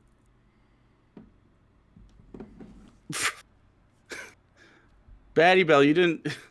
It was a. You made a gazebo. It was one made of building materials, correct? Why is any of this weird? Why isn't it weird that we have like a I don't know, societal hang-ups on certain things that are still, like, if you just think about it, it's like, just that thing's gross. I think that's funny. Yeah. Once it's dead, it becomes raw material. Well, no, I agree. I think the leather becomes that. Yeah, that's interesting. Okay, chat. What page would you like us to do on Conservapedia? We have their page on rainbows, their page on same-sex marriage, their page on homosexuality. That's the same thing, isn't it? Nope, same-sex marriage is a separate page from homosexuality. Do you think they have different opinions? It's just different Feels topics. like the same thing Homosexuality twice. in general versus same-sex marriage. They're very different. And then, best new conservative words or greatest conservative TV shows. Chat, what Conservapedia page should we read? Based on rainbow? Does that say rainbow? That just says rainbow. What's the rainbow tab? Rainbow. Yeah. They talk about physical aspects of rainbows, what's the symbol had been used for, liberal redefinitions, and then there's a rainbow whole flag. Conservapedia on a rainbow? Yeah. I choose that one. That's fucking weird too.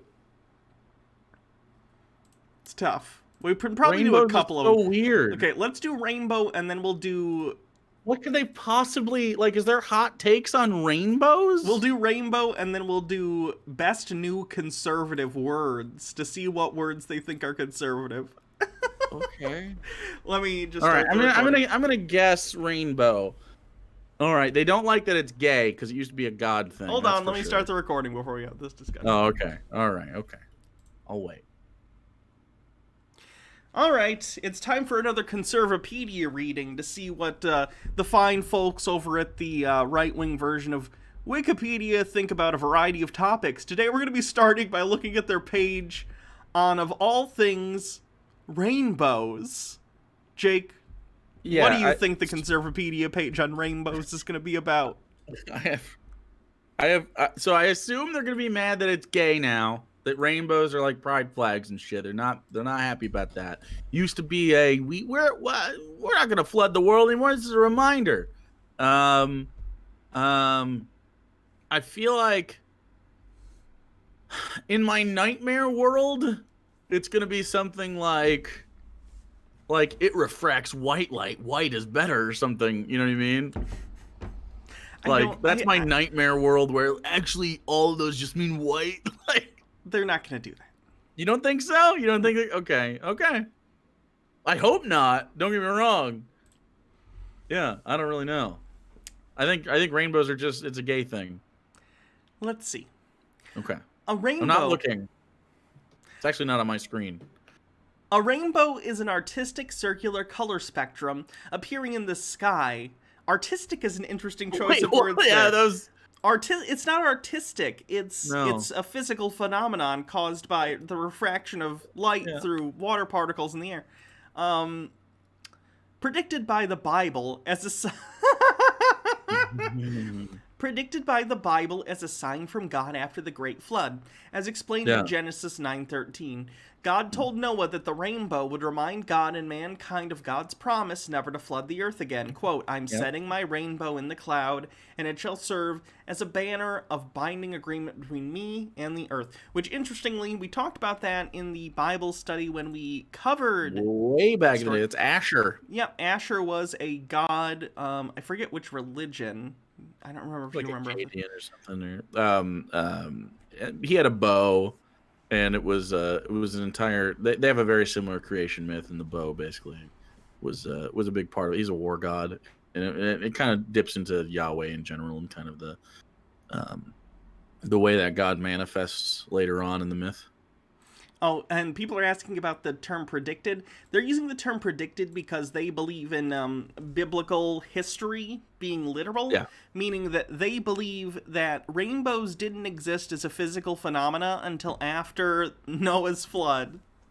They think that the light, I guess, just didn't refract through I don't even know, like, raindrops. how does our brain even work with that? Like God didn't invent refraction until that moment. He's like, oh, I guess, well, I need something to do. What if we invented refraction? Like, strange. Physical aspects. Physicists describe rainbows based on the refraction and multiple reflections of sunlight in droplets of water. Though appearing semicircular... Like how adversarial physicists describe. Like, These goddamn physicists describing fucking accurately the way idiots. things work. Though appearing semicircular from the ground, rainbows are actually circular. Rainbows appear when water droplets are lit by direct sunlight, a condition that rarely occurs during a storm because the clouds block the sun. Rainbows are frequently seen after a storm when the falling rain has moved into the distance and the sun is roughly behind the observer when the observer is facing a patch of rain. Physics. I can't believe there's a fucking, like, I realize that just because of the nature of the internet, the definition of this will be on here, but the way that's described is I don't like it. I don't like the way that's described. They also called it rare. It's like, I've seen like a million rainbows. It's not that rare. This next line is... Okay. Physics cannot explain the feeling of awe and spirituality rainbows inspire, as they did in William Wordsworth when he wrote, "My heart leaps up when I behold a rainbow in the sky. So it was when my life began, so it is now that I am a man. So be it when I shall grow old, or let me die. The child is father of the man. I wish my days could be bound to each by natural piety." Oh, wow. This religious guy felt a religious moment when he viewed a rainbow that is reflected in his religious book. That's very strange. It's very weird. How do you feel when you look at a rainbow? I guess it depends on the rainbow. I've definitely seen rainbows Like the in certain best fucking settings rainbow you've ever where I've seen in been your like, life. oh, that's cool.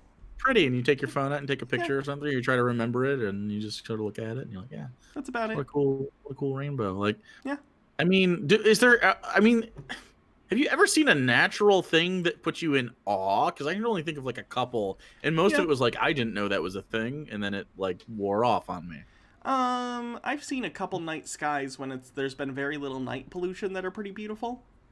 Yeah, I mean, beautiful, but I mean like awe. I would say, yeah. I've seen that. Pretty rare. Like there was a couple moments I was hanging out before with Ryan, who you know, back in the day, and one of our buddies that we used to work with, and we sat on the hood of a car, and we just hung out after work, and there was there was no rain, but there was lightning crawling across the clouds. And it was like this orange heat lightning stuff, and it was really fucking cool. That was dope. That was cool. But I mean, like, there's only like a few times. Like, you seen that documentary that like One Strange Earth, and I think Will Smith is the narrator on it, which is whatever. But they show that what's it called? It's like the Gates of Hell, and I think it's in Ethiopia, and it's like this big basin space where sulfur and other chemicals, like other acids and stuff, just coalesce in this space, and it looks like an alien planet. It's like green and yellow and shit. It's fucking cool. That made me go like, oh fuck, that's so interesting. The Earth is so fascinating, but like a rainbow isn't it, man. It's not it. Like it's pretty, but like calm down. That is not an argument for God. That's an argument for look at that cool stuff. Like, I don't know. This guy ever had like a, I don't know, fresh bread or something like that? That's at least a little bit more of like a moment. And like, I don't know, there's other stuff that happens in life that's cooler than a rainbow. Liberal redefinitions. Ah, fuck. Historically, the white banner emblazoned with a rainbow was used by the 16th century German heretical movement of revolutionary Thomas Munzer, who preferred the illuminism of an interior revelation to be written revelation, and combined a streak of madness and considerable pride with real knowledge. When East Germany was still communist, Munzer was perceived by Marxist history as a hero. kind of secular saint who led the poor to class revolution and was a martyr to the cause of the working classes on their longer move towards the eventual proletarian state. In his 1926 essay, The Next Heresy, Gilbert Keith Chesterton expressed his opinions that the madness of tomorrow... Gilbert Keith Chesterton? What? No, that's the most unfortunate name I've ever heard. That sucks. His opinion that the madness of tomorrow will have to do with an attack on sexual morality.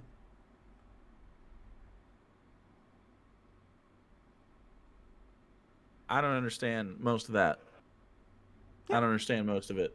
Basically, they're trying to combine revolutionaries using a rainbow symbol with the idea that now it's currently being used as a symbol of the gay community or the LGBTQ community, and saying communism, because it's always communism. Oh, Gay space communism. there's so many capitalist gay people, though. Rainbow flag. Isn't Tim Apple? What's his real name? I forget his name. What? Tim Cook. Isn't Tim Cook gay? Oh, the guy from Apple. Yeah. Donald Trump called him Tim Apple. Yeah. I'm pretty sure he's gay, yeah. Why does that matter? Just because he's a capitalist. Oh, yeah. That's true. Final section on this page, rainbow flag. Over the last few decades, a rainbow has also been used as a symbol of homosexuality. Specifically, the displays of a rainbow flag showing several color bands. That is descriptive of what a rainbow looks like. It's a prime example of the corrupting influence of homosexuality on language. Wait, what's the corruption? It's the fact that they're gay. Homosexuality is language? According to them, homosexuality is inherently corrupting, and therefore, if something is gay, then it's corrupted. Homosexual. You gotta say it. You gotta say it like you just heard the word. Homosexual. Like you're a little uncomfortable to say it too, because you're putting on airs for your southern Savannah, Georgia, churchgoers. Fellow churchgoers. Homosexual. The policy of LGBT Igleschaltung. I gotta look that up. Hold on. What? It's a hyperlink. Meaning coordination or taking the same binding to the line was a Nazi policy enforcing political conformity. Gleichschaltung? Is that correct, Chad? Gleichschaltung. It looks like Gleichschaltung. So they're comparing the LGBT community to Nazis. You know, Nazis who rounded up and murdered gay people for being gay. Lovely. 0 out of 80. Thanks for the $2 dues, and we will hydrate.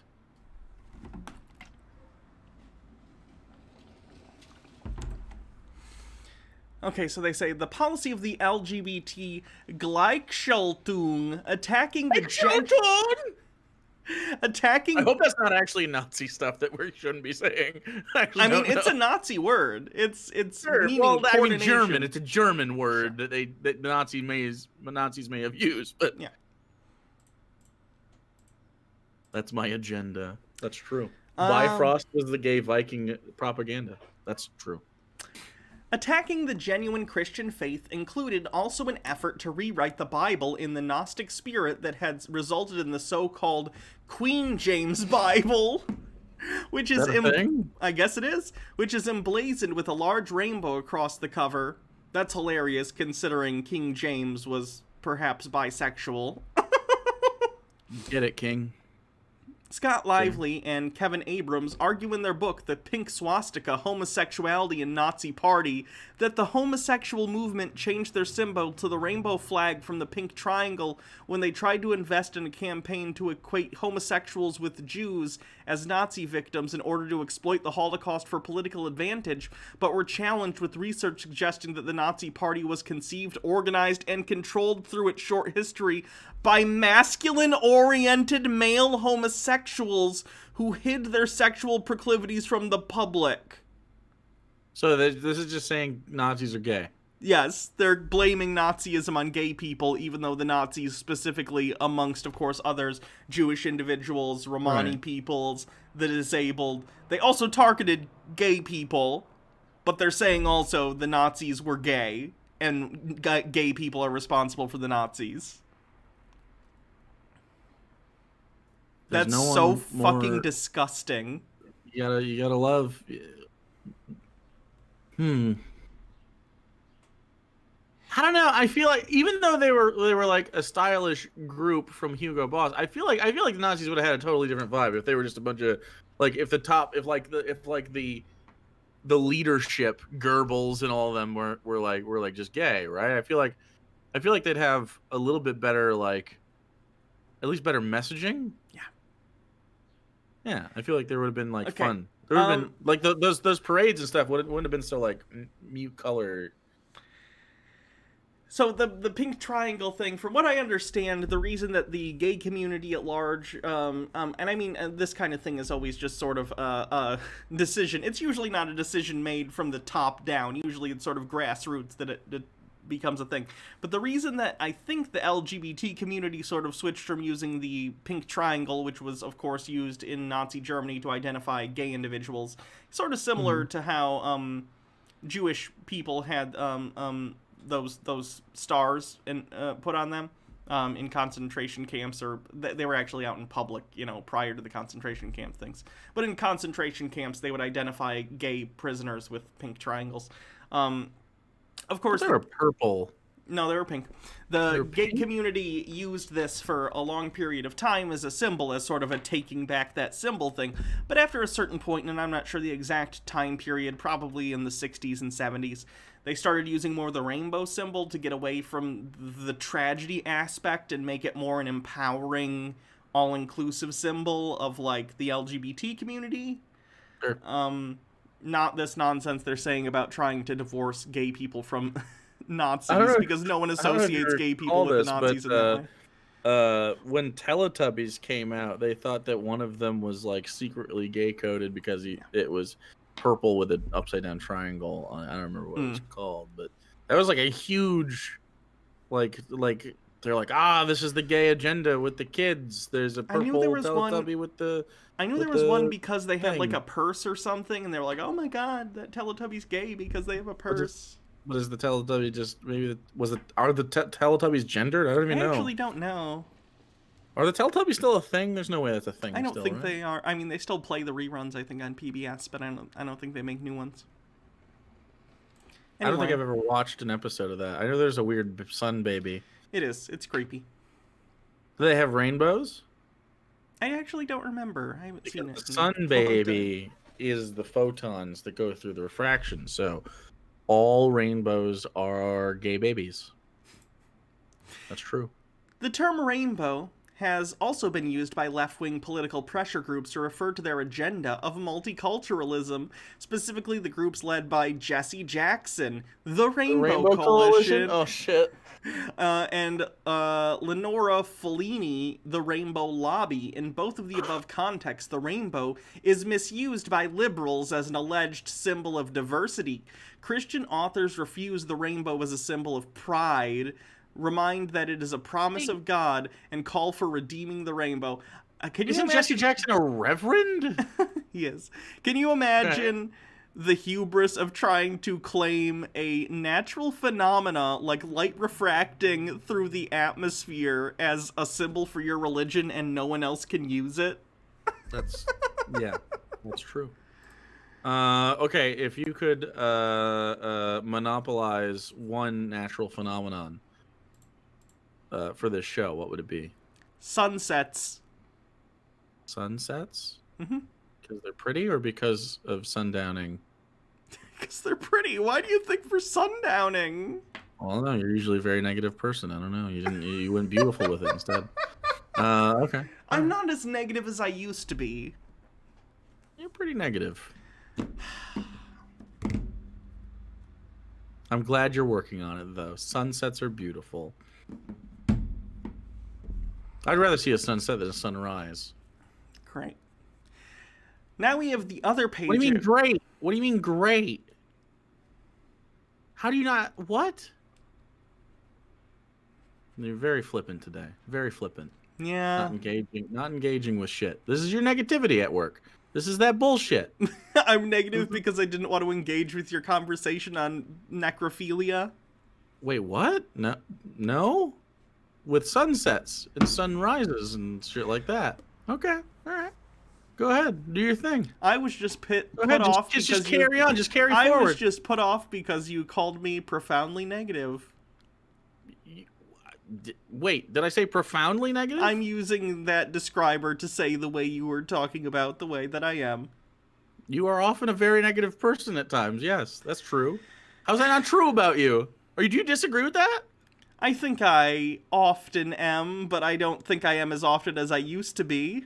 Well, I hope not. There's there's a scale, there's a sliding scale, but you know, there's no bigger naysayer in my life. When it comes to fun machinations, oftentimes it comes down to a like that noise that you make. That's that noise. Yeah. Yeah, and I'm glad that you chose sunset because it's beautiful. And the only thing I was going to say is I'd rather see a sunset than sunrise because the sunrise reminds me of wage slavery and having to wake up early in the morning at all times, and that sucked.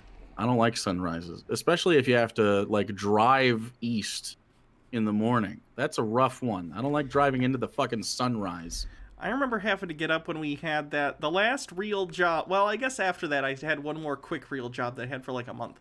But like when I had to get up and like open that restaurant like a decade ago and like do the truck and stuff where I had to get all the yeah. Oh my god, and I had to get up when it's dark and then you're driving in when the sun's coming up. Fucking hated that. Fucking hated that. Would much rather deal with the sunset. Absolutely. I don't know if like I think a natural phenomenon that doesn't get talked about enough and should be is really pretty is like when you have like ice rain and it sticks to like the limbs and it coats everything in like this thin sheet of ice if you don't have to drive in it. That's pretty as fuck. Yeah. Makes everything look like little crystals. That's that pretty shit. I like that. So the second page I wanted to do is new conservative words. Now their definition of new is pretty liberal. What's the definition of new? Well, the first word on the list is from 1762. Oh. Do they mean like when America was new? I don't know. Because that's kind of new relative to America. I'll read the top of the page and it'll probably illuminate their thinking.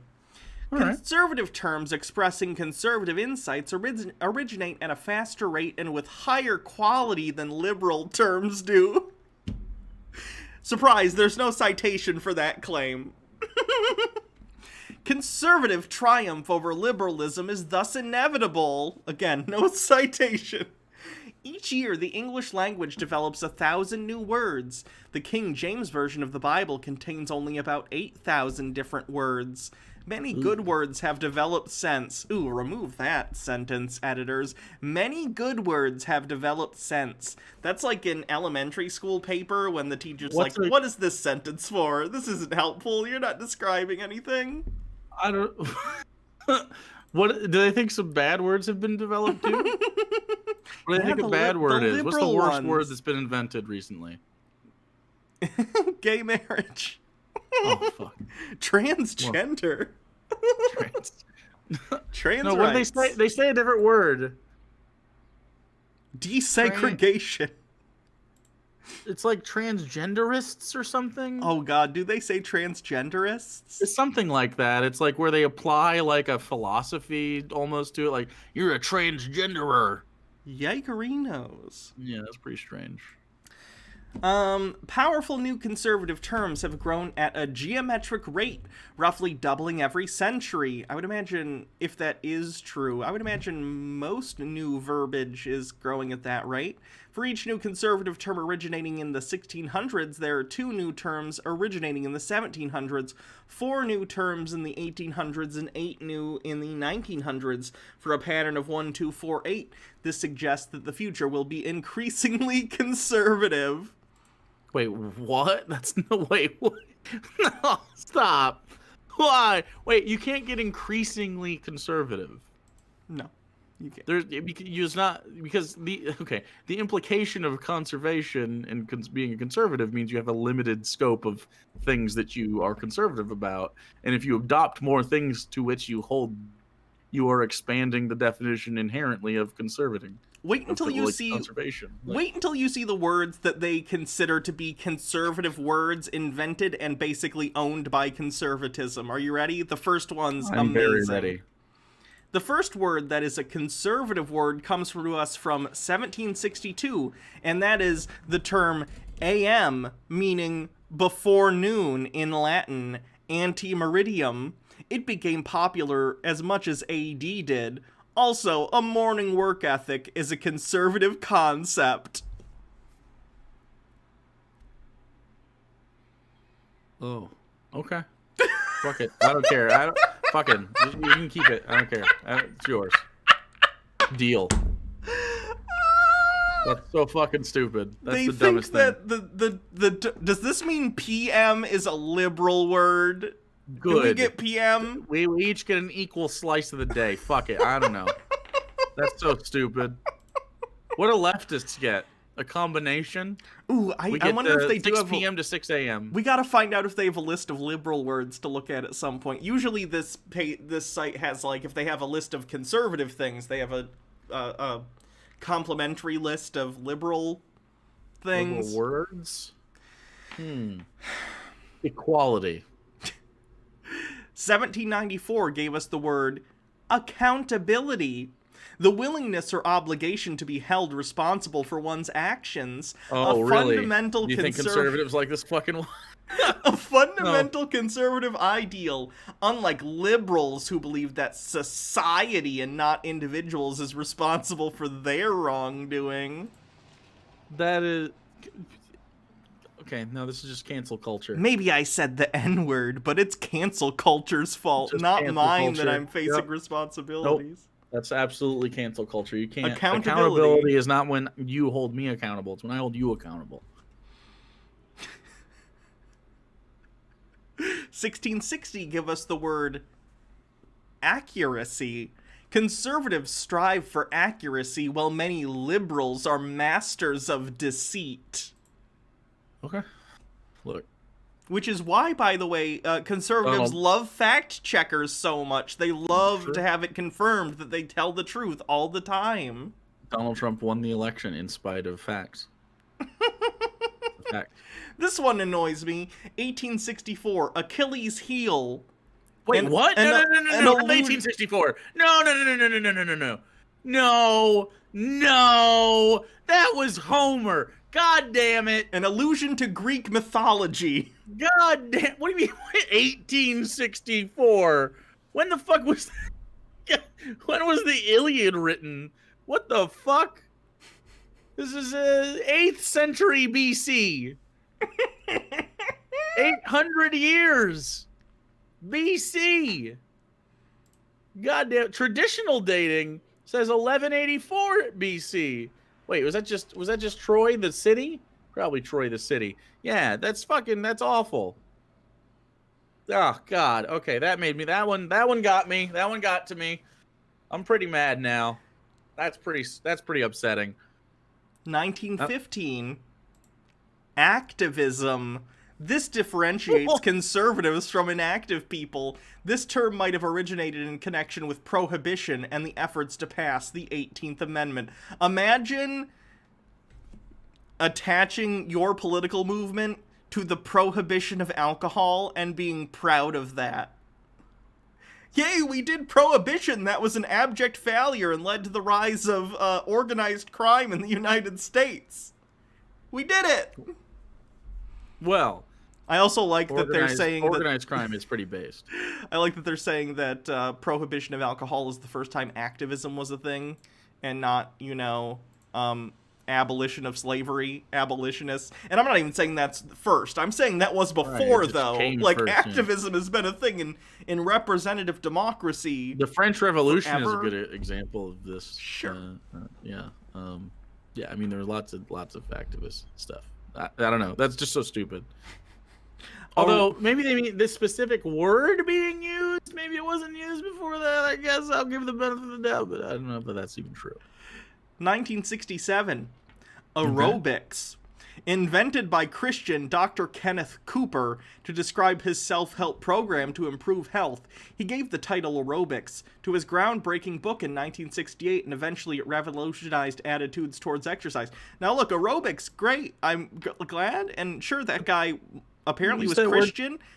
How is that conservative? No one thinks aerobics and thinks conservatism. What? Just because a conservative invented a thing doesn't mean... Well, that's inherently not conserving a thing, for the record. If you create a new thing, you're not... And changing stuff, you're not conserving anything. Also, aerobic, and that comes from, like aerobic, anaerobic nomenclature for, like, physical activity. It's just normal. Okay. All right. Like the cells. Okay. We gotta get out of the A's. Are we still in the A's? After this one, I'll start skipping, okay? Okay. Altruism. Selfless assistance of others. This also occurs in the animal kingdom, as is a counterexample to evolution. One more time? Altruism. Selfless assistance of others. This also occurs in the animal kingdom, and is a counterexample to evolution. They're saying that altruism, because it can be self-sacrificing, defeats evolution. Apparently they have not read The Selfish Gene. Richard Dawkins a piece of shit, but read The Selfish Gene. Richard Dawkins really, really long-term let us down here. Well, no, like selflessness is inherently not necessarily not self-serving, right? Like I don't know that there's a situation where, because the idea of sacrificing yourself, you literally go like, I would rather stop existing in order to propagate X, basically, is the idea of sacrifice, right? Or at least I would rather go without something than have someone experience more or something like it is still, it's not always altruistic. It can be very good. It could be, a little martyry, but it's not, a lot of people would die for their kids, for instance. Like, that's sort of an evolutionary response anyway. Like, to kind of propagate your own offspring is like pretty normal behavior in most of the animal kingdom, and it is literally due to evolution. So, all right. Bees. 1903. Bake sale. The activity of volunteers, typically women, baking good food and selling it to raise money for a worthy cause. There's been no... Okay. That's conservative. Selling baked goods is conservative. Okay.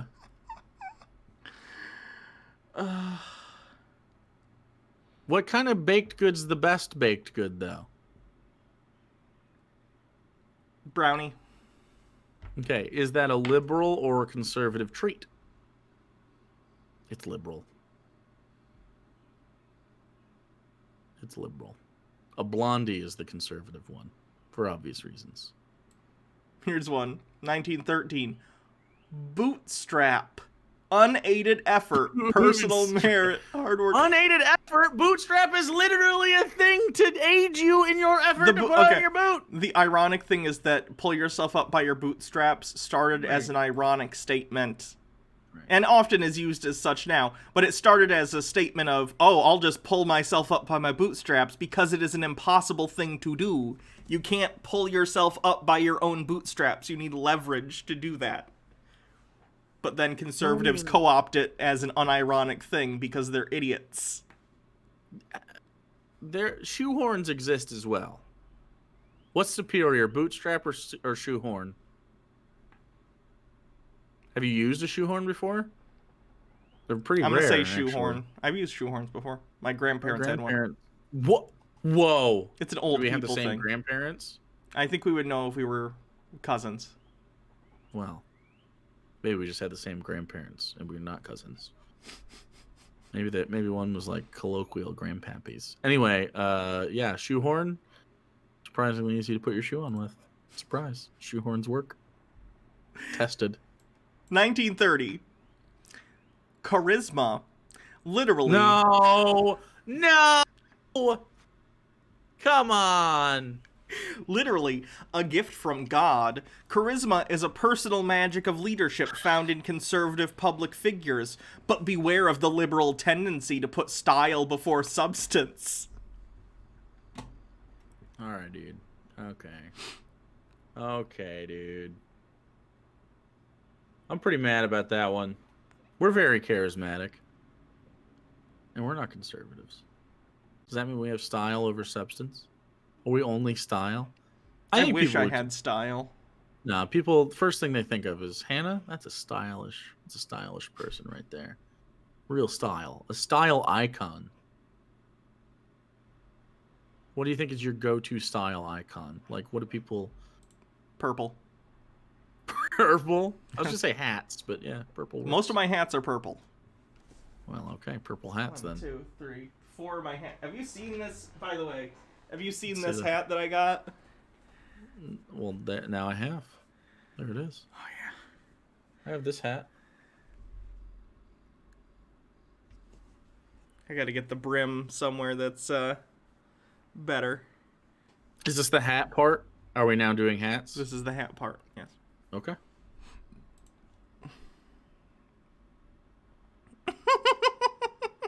First time here. Do you take questions about the Bible? Sure, if you want to ask.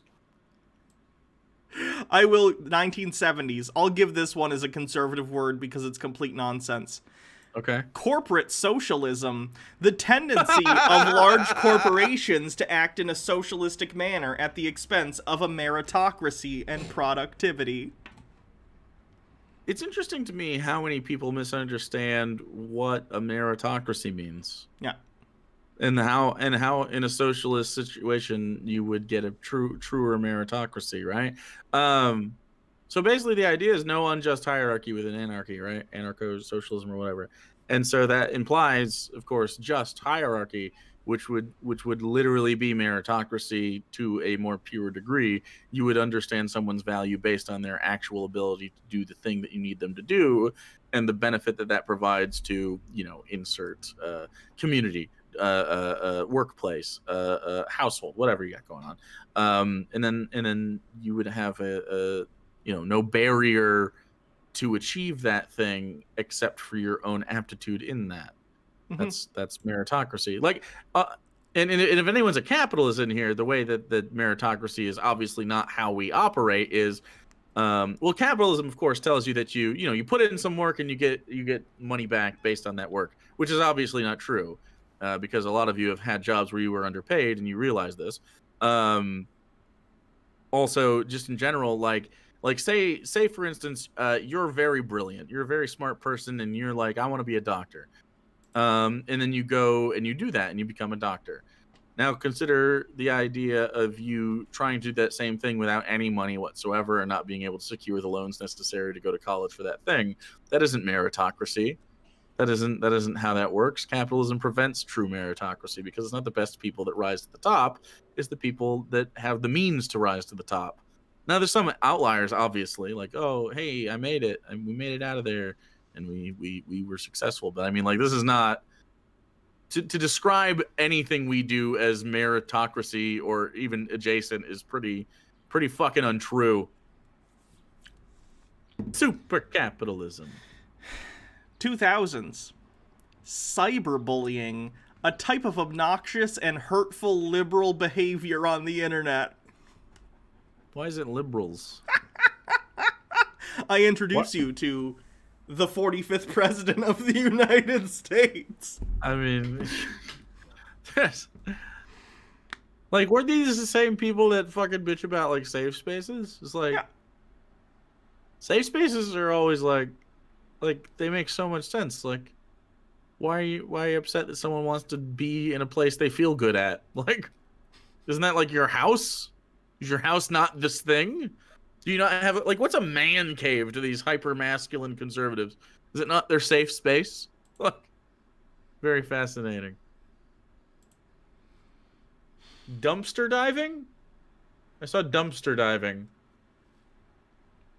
Oh, I didn't see that. Hold on. There we go.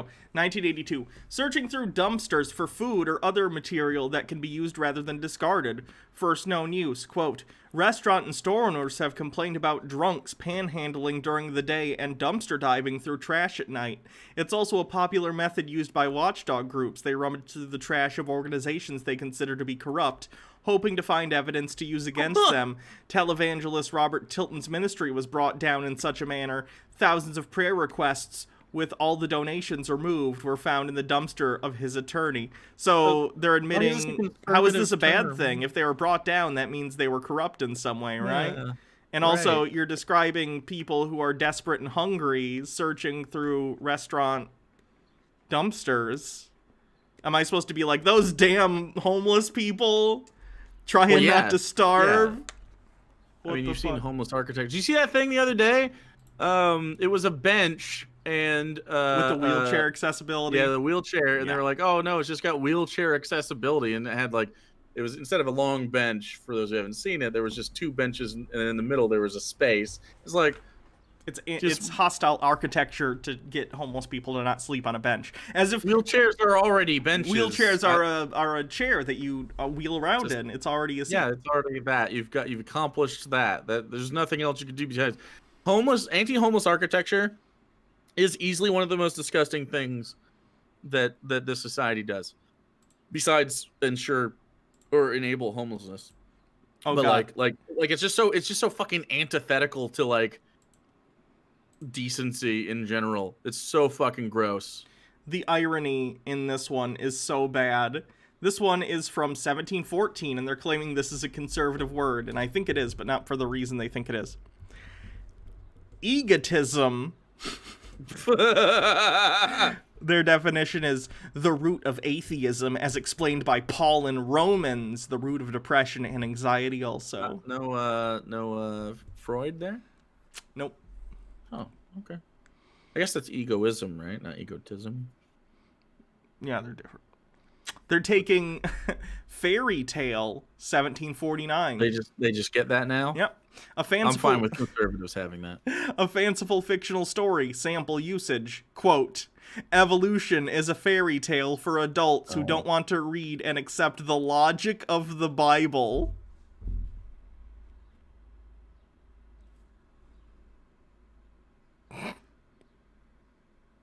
Punch me in the cue hole. I don't like this place anymore. All right, I'll skip way down to see what else we got. Okay, let's do 3 more. Ooh, that's tough. But I bet I can find that shit. Okay. I'm seeing some of these. Tam? A place where obese people, such as self-centered atheists, might go to lose weight? A tam? There's an atheist-specific weight loss program? Okay. I don't know what the fuck that means. I'm gonna Google tam. I need to know. I know what a tem is. It's gay Pokemon. That's true. What is a tam? I'm only seeing a gong. Like a musical instrument, the gong. Mm-hmm. No, that's the only thing that I'm seeing.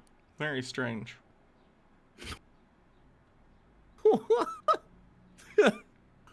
Who did this? Okay, wait, tam, maybe weight loss? Weight loss? What is that? No, there's nothing. There's literally nothing. There's a guy named like Tan Nguyen. No. Okay, there's not a thing. It's just not in popular culture at all. Pretty weird. Here's a weird one. 1920. Okay. Trivia. Insignificant detail which can sometimes obscure what is important and distract people from the Bible. Liberal Wikipedia is filled with trivial junk. Stop learning anything that isn't in the Bible. Even though this page is filled with things that aren't necessarily in the Bible. But Wikipedia. You know what's not in the Bible? The Constitution. You know what's not in the Constitution? Bible. Yeah. Funny how that works, huh? Pretty weird.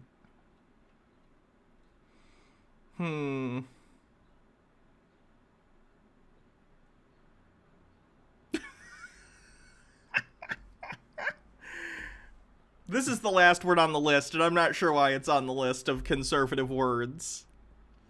Are you ready? Okay. Ziggurat. An ancient house of worship first constructed by the Mesopotamian civilization. Predicted by biblical scientific knowledge in the story of the Tower of Babel. The existence... Step pyramids were? The existence... Okay. The existence of these ziggurats were unknown to the Western world throughout most of history.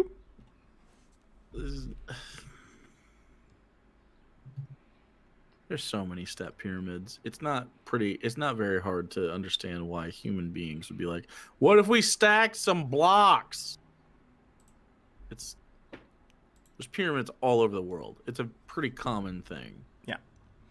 As it turns out, it's a way of stacking rocks that lasts a really long time. Yeah. Standing stones are also a very common, more rudimentary version of this. Sure. Such as Stonehenge, obviously. Easter Island is a good example. There are many other henges around, many other standing stones all throughout human culture. I don't know. It's like being surprised an aqueduct was a thing. It's like... You gotta do arches. Sometimes arches work, yeah.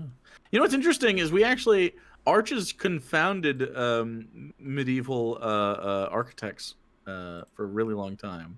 They just could not figure out how to arch like the Romans did. So that's why they had like flying buttresses and shit on their cathedrals, which is a really cool art style, frankly. I think the Gothic style is really fucking cool. I actually talked about this in a recent stream because I was watching a stream where a conspiracy guy thought that arches, once they did figure them out for medieval architecture, like Baroque arches... Baroque arches specifically? Just any kind of Gothic architecture. Sure. He thought that they looked like that because they were trying to entice you with the satanic power of vaginas. Arches. He thought that arches were supposed to elicit sexual feelings from you, and so began the legend of the Dussy on that day. As a vagina enjoyer, I've never seen one look like an archway. No, but he like went to the top of it and he's like, here, this is the clitoris. And then he said, clitoris of the archway? This is the clitoris of the Dussy. And is that a door pussy? Yeah, the Dussy. Okay. And, I don't know that archways are doors, but that's fine. And he said, I like Dussy as a word. So. This one was a door. It was a Dussy. Okay. And so okay, so hold on. Every Dussy is an arch. Not all arches are Dussies. Yes. Okay, all right. Okay, and he was like, and this is the opening of the clitoris. The opening of the clitoris? Wait, hold on. Maybe I don't know my vaginas. What's that do? What's the opening of the clitoris do? I don't think he knows. I don't What's think he knew what a clitoris was. It was one of the funniest videos I've ever seen. It was great. Don't show your ass like that. I think maybe Google what a vagina looks like. Maybe ask a friend. If you need help, you can reach out. The internet's a vast place with lots of people in it. So, you don't have to pretend. I don't know. I'm trying to think like there are actual pieces of architecture that were about genitals in the past. The Herm is a great example. I've told you about Herms before, right? Little dick statues. I've seen the dick statues. statues from Hermes, little Herms. If there's a dick statue, you know something good is on the inside of that building. That's true.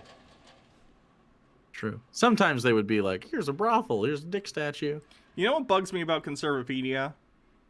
Oh, wow. Just the one thing that bugs you about Conservapedia? This is the main thing, outside of the obvious how horseshit their articles are. Like, this is what a Conservapedia page looks like for chat, like, normally. But for some reason, when you go to, like, the home page or most pages on the site, it defaults to the mobile versions. Oh, on that's desktop. terrible. Like, I don't know who's adminning this site, but I understand I'm not going to change your political opinions. But for the love of God, stop Learn this. to code. They should just simply learn to code. If they see this video, they're going to be like, desktop websites are a liberal concept. See, I don't even think so. Someone said Homeboy's only seen female anatomy in porn only. What porn vaginas look like archways? Like that's not very common that they have a flat bottom and a round top. They're open like that, and then no archway has a clitoris, and they certainly aren't attached in that way. What are the I don't know. There's lots that goes into this question for me. That's a maw.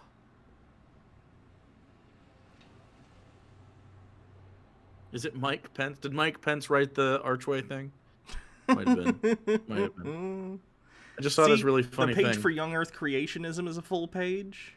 Since we've been live, an article has come out, and it said, and the caption was, Leonardo DiCaprio almost unrecognizable in the first photos of his new Scorsese film.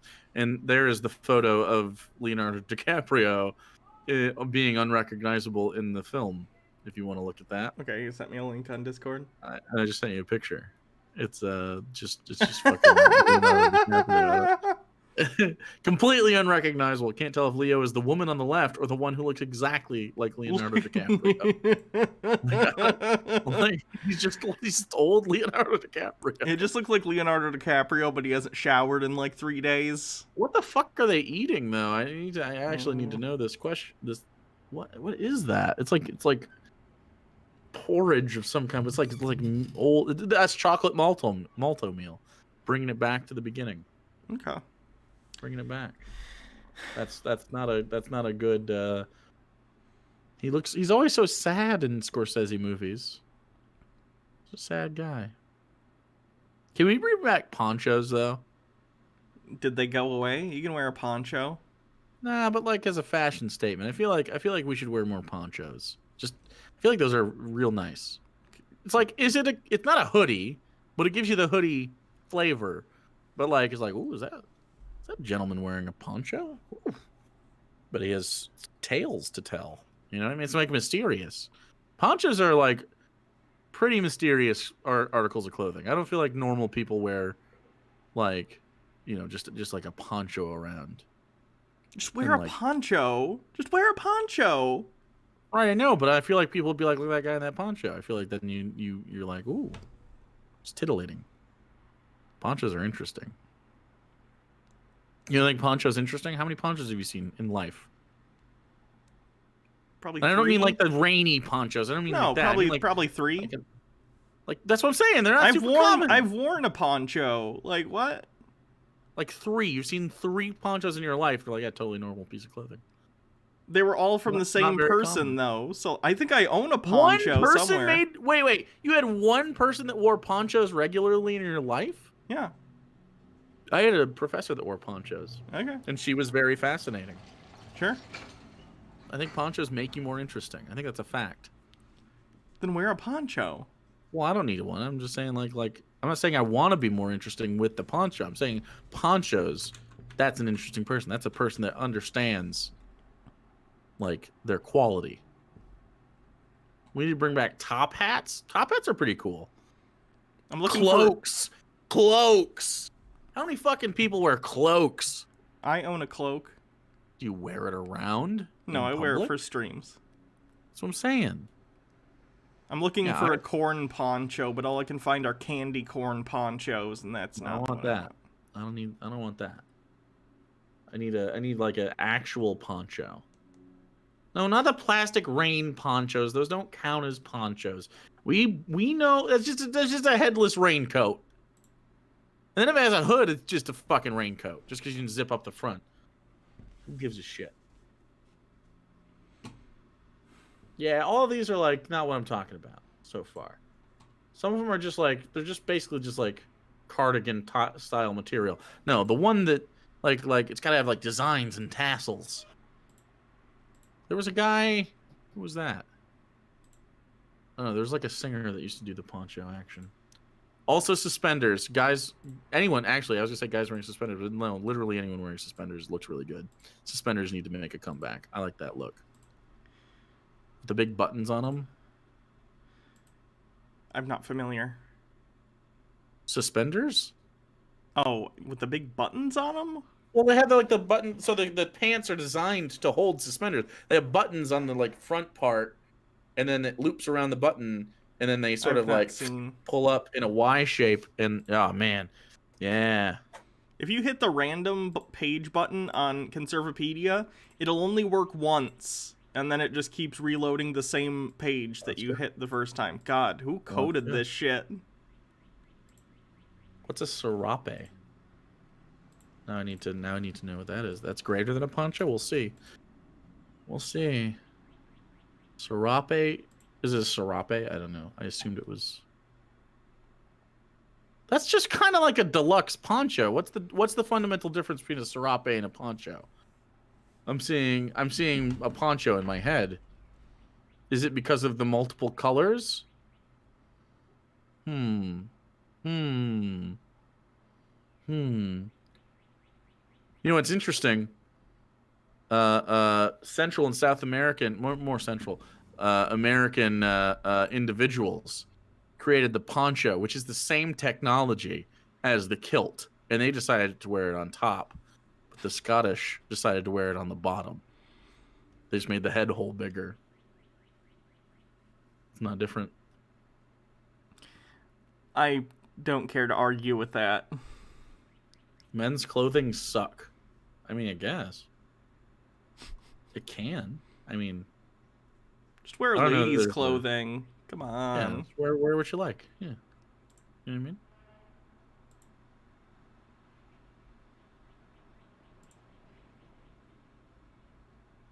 I mean? Web coding. Anyway, we actually went long today. We actually went long. Do we want to hold off until next time for more? Let me see. It's Monday. It's almost 7. We almost 7. Probably could, considering I already have those 2 other videos to upload too. So yeah. Let me stop this recording. If you're watching this on YouTube, check the description for links. Patreon, our individual Twitch pages, our YouTube pages, which have the same names as our Twitch pages, but on YouTube. Channel memberships. Subscribe, share, like. And then I want, and then gotta know, poncho or serape, which I think are the same things. I still haven't had an answer, I don't think. But ponchos are neck shirts. No, that's a turtleneck. That is. We want to get some nice waistcoats. Waistcoats are good looking. Waistcoats are good looking. Have you thought about a vest life? Are you a vester? You think? Once I lose all the weight I want to lose, I could maybe do a vest. I'm already working against a lot of things on me in terms of trying to be gendered properly. I don't need to add a vest to the mix. Oh, true. That gets a bit androgynous. Those are. I guess people consider vests sort of mask, I guess. But yeah.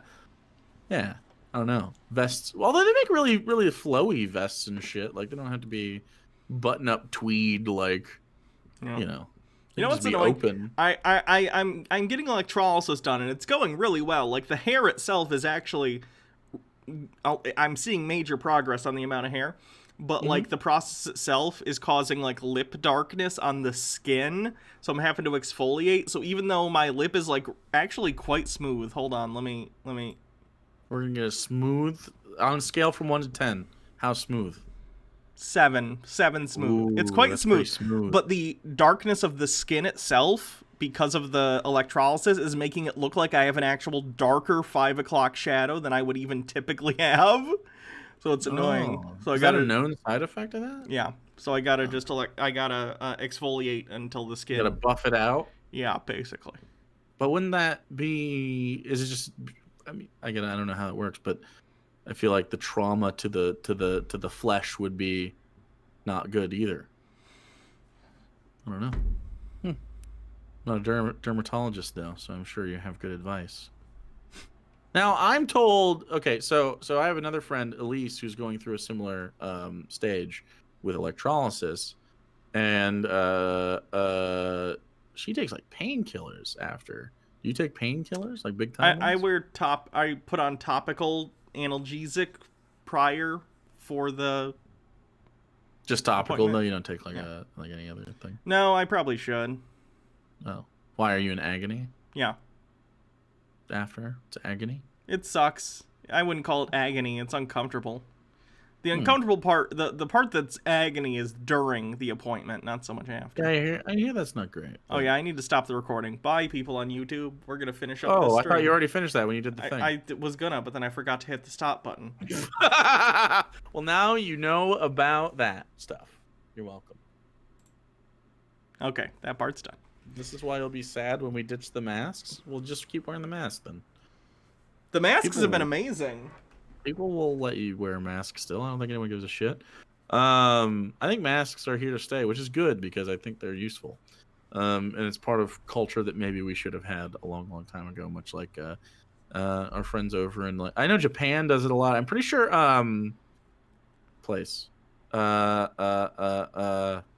Korea? South Korea? No, I mean I think Indonesia, I believe, also does this. I could be wrong, but a lot of places in Asia do the mask thing regularly before the pandemic. If you were sick or whatever, people would wear masks as a, polite thing to do. Nice thing. Americans are selfish. Not every American, obviously, but there are too many selfish, self-interested Americans. Very, very. I don't know why it manifested this way, but there's like this idea that personal freedom can like just shit on somebody else's. And it's not even just personal freedom. It's personal freedom that's not even really for a gain. Right. Because wearing a mask would benefit you as well. It's just like innocuous obstinence to being told what to do, even if them telling you what to do is a good thing. Yeah, maybe don't eat fucking a million cheeseburgers. And they're like, no, fuck you, I'm gonna eat all of them. It's like, maybe we should just like approach that in a different way. Maybe we should just be like, don't eat vegetables. I swear to God, if heroin was legal and all of a sudden it became illegal, like let's say heroin was legal and Joe Biden made heroin illegal, right-wingers across the country would start shooting heroin into their eyeballs on Parler for fun. Like, look at, you can't tell me what to do, Joe Biden. I don't know what they're fucking... It's such a weird compulsion to just be mad about that kind of stuff. Like, it's such common sense shit, too. Yeah. Like the light bulbs? You remember the light bulb? I know you remember the light bulbs. Your dad did the light bulb thing. Mine did, too. The fucking... If you don't remember, they're fucking... They changed the light bulbs, guys. And you can't change the light bulbs because then... Well, if they're more efficient and I save money and the light is better, it's not the old light bulbs that suck. I'm mad about it, I guess. Like, smart lights are dope as shit. Yeah. I've had LED lights in this room, it's an LED light. Not my softbox light, which are compact fluorescents. But I would like to replace them with LEDs at some point because they can change color. I played too much D&D with Randy. As soon as you said softbox, I waited for his. And in my living room, I have the smart light LEDs that I can change the brightness on and the color, and they can strobe. They're very cool. They're great. And I shouldn't have to change them for a very long time. LEDs last a very long time, so that's great. But like my dad, I would imagine still in the year of our Lord 2021, I would imagine my dad refuses to buy. I don't talk to him anymore, but I would imagine he refuses to buy LEDs or compact fluorescents, he probably still finds a place to buy incandescent light bulbs that'll burn out in the next year, and he'll have to replace them, and they're going to give worse light, and they're going to cost him more money to run, just because he doesn't like that scientists and other people are concerned about the environment. I mean, it's like barely about that. It's more like, honestly, when I buy a light bulb, I'm not like, oh yeah, this one's going to save a seal. It's like, oh, my user experience is going to be good with this. Sure. Nick Bush, thanks for the $2 dues. And Oklahomans are S tier in selfishness. I don't know anything about Oklahomans except that they often get swept up in tornadoes. I think that's the #1 cause of death in Oklahoma is tornadoes. That's true. Don't look it up. We have no more tungsten. It's running out. Oh! You mean the for the filaments in the light bulbs? I see. Okay. I don't know. What should we leave on? Talked earlier. Brunch. Does brunch change? You know what was fun when we made the mimosas for movie night? Yeah. That was fun. Those are good. That was fun. They were virgin mimosas for those who watch my stream and know my alcohol issues. Oh, yes. They were virgin mimosas, and we found, I found specifically really good non-alcoholic Prosecco and shit. They're really tasty. The rosé was really good just by itself. I don't know what they put in it to give it that sort of something, but it had that sort of something. I didn't. They probably just make it with the alcohol and then remove the alcohol. That's usually how, like, non-alcoholic beer works the same way. They make normal beer and then they de-alcoholize it somehow. I don't know how that works. I don't know. Charisma Saves news. We are approaching the end of Campaign 1. We will all be in person in June for the finale, which should be fucking cool. And hopefully Randy's just moving at that time, but it might work out to where he has to go back and then come back again, but we'll see. And then we're going to have a little bit of a hiatus, and then I think in September we'll probably start Campaign 2, somewhere in there. Probably end of September, mid-September, somewhere in there. Mm-hmm. I got a custom table that we're making.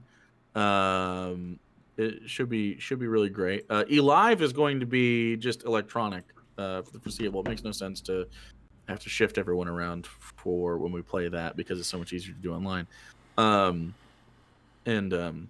So Charisma Saves will it has a whole dedicated set that we haven't been able to do since quarantine began last year. And we quarantined a little bit early for most people, but we were just being safe. And now we're all vaxxed. Hannah, I think, was the last person in that group that got second one. That was last week. The Bill Gates hickey. Yep. Calling it. Yeah, so that should be really fucking cool. I'm really looking forward to that. Gonna be a good time. I think we have a movie review that we have to do pretty soon. Yep. Still gotta do Assassin 33 AD. God damn it. Okay, and then we'll have more Jordan Peterson. We'll probably do that sometime in the next week or so after we get all these videos out, and we'll go through it and see when we should do that. But yeah, Jordan Peterson. I hear the book is better than last time insofar as what makes people mad about it, but I could be wrong about that. I don't think a lot of people are reading this book relative to last time, so maybe. I guess we'll see. We already read the intro, so huh? We already read the intro, so yeah. Those drinks were non-alcoholic. Drinks that had alcohol have to be labeled alcohol removed. Interesting. Oh, okay. I didn't know that. Sorry. Apology not accepted. That is, you've ruined the stream. I like to apologize when I get something factually incorrect. Well, sure, it was a joke though. What else? Oh, do you guys want to go bowling? This is not for stream. Fuck you guys. This is for you and Baha. We should go bowling. I haven't been bowling in forever. Yeah. should all go bowling. I was talking to Alex about it, so maybe we'll go bowling soon and I don't know. That sounds fun and stupid, and have like really shitty bowling alley food and listen to their shitty bowling alley music, and I don't know. We can put the bumpers up. We don't have to. I have no clue. I'm not even competitive with it. I just think it's fun. Yeah. Sarah and I were talking about it the other day. It's like, man, I haven't been bowling forever. Yes. That'd be a good time. Let's go bowling. Baja loves bowling. How often do you Baja bowl? Her and I have never gone bowling because we started dating. We've only had 2 dates technically because of COVID. We lived together for like 7 months during COVID, but we've only technically been on 2 dates out because of COVID. With us? One of the second one was with you guys to go to Harvey's right before quarantine started. Yeah, that was right before, and I remember Sarah and I lamenting because I think we had made tentative plans to do something else not too long before COVID things occurred, and it was time to bowl. Does Baja, do you have like a wrist brace in your own ball? Are you like real serious about it? Are we gonna get real competitive? Are we gonna put money on the line? Be like, bet you $1. I'm gonna get the worst. I can barely get it down the lane, so I believe in you. They make really tiny. I was gonna say they make tiny balls, but that just sounds stupid. They make lightweight. I already have tiny balls. Thanks, hormones. True. It works inversely for me. So no, they make like lightweight balls that you could yeet down there. I'm sure you're an adult. You can. I always I can like get it to the. I have the power to get it to the end of the lane. I just always gutter it. Oh well, we can teach you. You gotta look at the arrows ahead, not the arrows right in front of you. Gotta aim for an arrow down the lane. I learned a lot. I was in youth bowling champion. No big deal. I was in bowling in 5th grade. I don't. How old is that? Roughly the same age, I think, that I was in youth bowling. 11, 12, somewhere in there. I don't know. 5th grade age. Probably like 10, right? 10. 10-ish, yeah. So I was like 6th, 7th, and we were the. Have I told you this story? But being the kingpins. I don't think you have. We were children and had no fucking original bones in our body. The kingpins, and we won the championship the first year we were in there. That's a true story. Me, Ryan, Billy, Sean, kingpins. Who was up at the end? Me. Okay? 3-7-10 split. I threw a backup ball. I converted the split. It's actually a really hard one. I think I bowled like a 114 or something that game, but it sealed the deal. I was really proud of that, and I peaked, and that was it. Everything's downhill from there. 11-and-a-half-year-old me, tippy top of the bowling pyramid. Actually, I quit. When I quit, I had like a 160 average. It's way more than I can get normally now, I think. I was a total fucking piece of shit in elementary, as everyone is, because elementary schoolers are shitty. Okay, I think the bar might be a little high for this elementary version of you, but that's okay. It was actually even younger, because that was actually when I was at Community Baptist, so it had to be like 3rd or 4th grade. I don't remember. So a piece of shit relative to the other kids? No, probably not. So okay, then I mean, like, you don't get to. Okay, you're a normal child. So we were at the bowling alley doing the bowling stuff for our bowling team, and there was someone I actually hung out with all the time, whose name was Jacob. I guess that's my thing, is having friends named Jacob. That's my thing. No, I'm just part of a collection. And I didn't really like him. I thought he was kind of pathetic, and he was like really depressing, which is just kind of how I am now. So I guess that's maybe why I'm out with him. But anyway, there was this other kid in class who I thought was cool named Luke. So I was like, all Lukes are cool. Come on. Name a Luke that isn't cool. So I was gonna invite Luke over to play video games and be cool. And I had never invited Jacob over, and they were both on the bowling team. So like in front of Jacob, I was like, drama.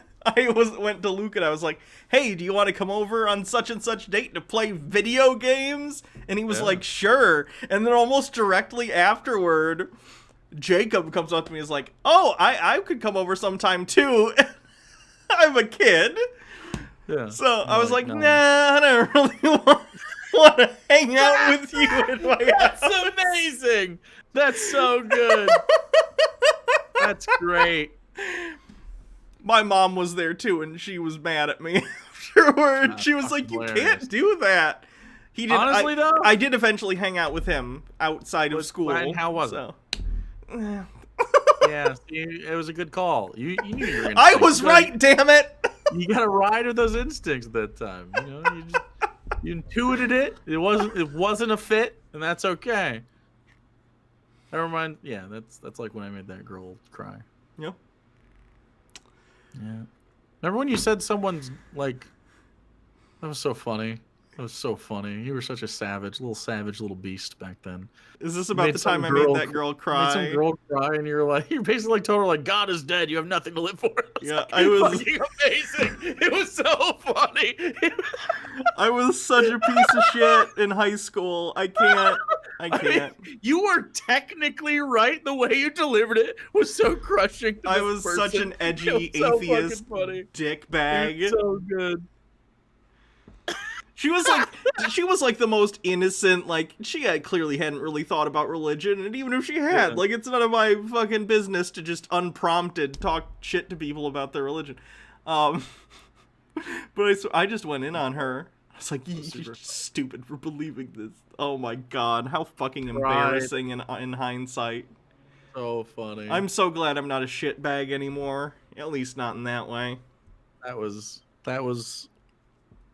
and it was like I just like the environment of it because we're like at McDonald's. We're like got nothing else going on. Yeah, that was good. That was good shit. I like that a lot. Yeah, you should yell at people more. That's funny. No. I'm kidding. Please don't do that. Anyway, okay. I think that's it. No. I don't think there's anything else. I don't think there's anything else going on. Let me pull up our Twitch pages so I can link them to people. I want to hear this story later, says Baha to you. I mean, that's kind of the story. That's not really the whole that story. much else. Yeah, no. Here's Jake's Twitch channel. Oh god, is it not gonna? Hold on. I accidentally made a girl cry because she asked me questions about it before. I didn't mean to be mean about it, but I did a very similar thing to a very religious person that, remember, she got married to like her high school boyfriend or whatever. Okay.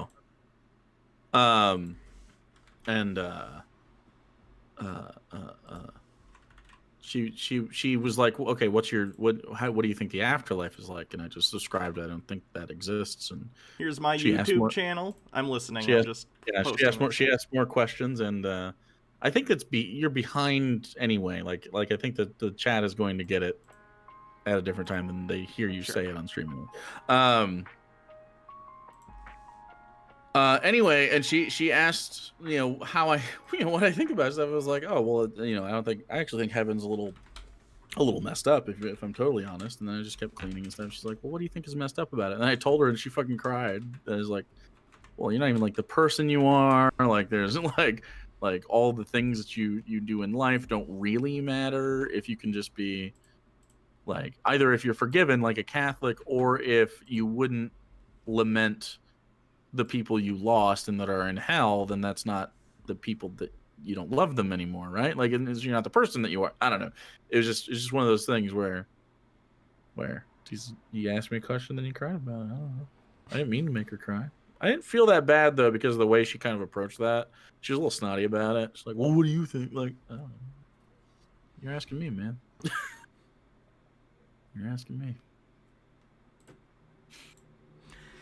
All right. So that's it. That's the whole thing. That's all of it. So there's the thing. You do a John Doyle impression? No, I don't know where that's coming from. I don't think I've ever done a John Doyle impression. Oh, well, here's my John Doyle impression. I'm a secret Nazi. There you go. That's the whole thing. Is that a kazoo?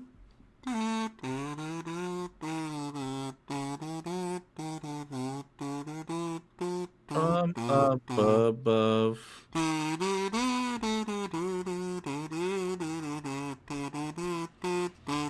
Peace and love.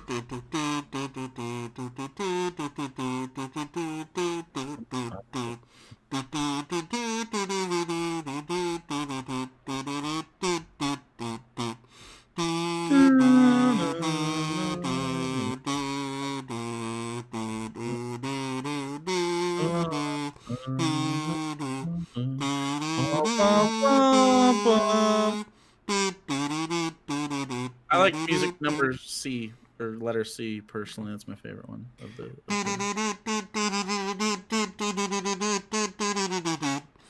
Wow. Wow.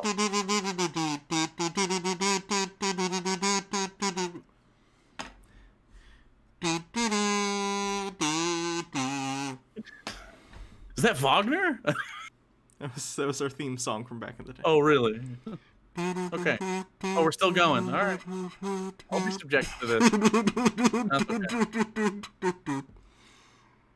Suppressive kazooing. Kazoozery. All right. Good night, everyone. New intro just dropped. No.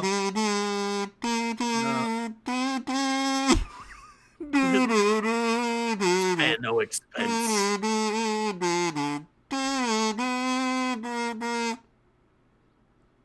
That's when the T-Rex saves us. This video has been removed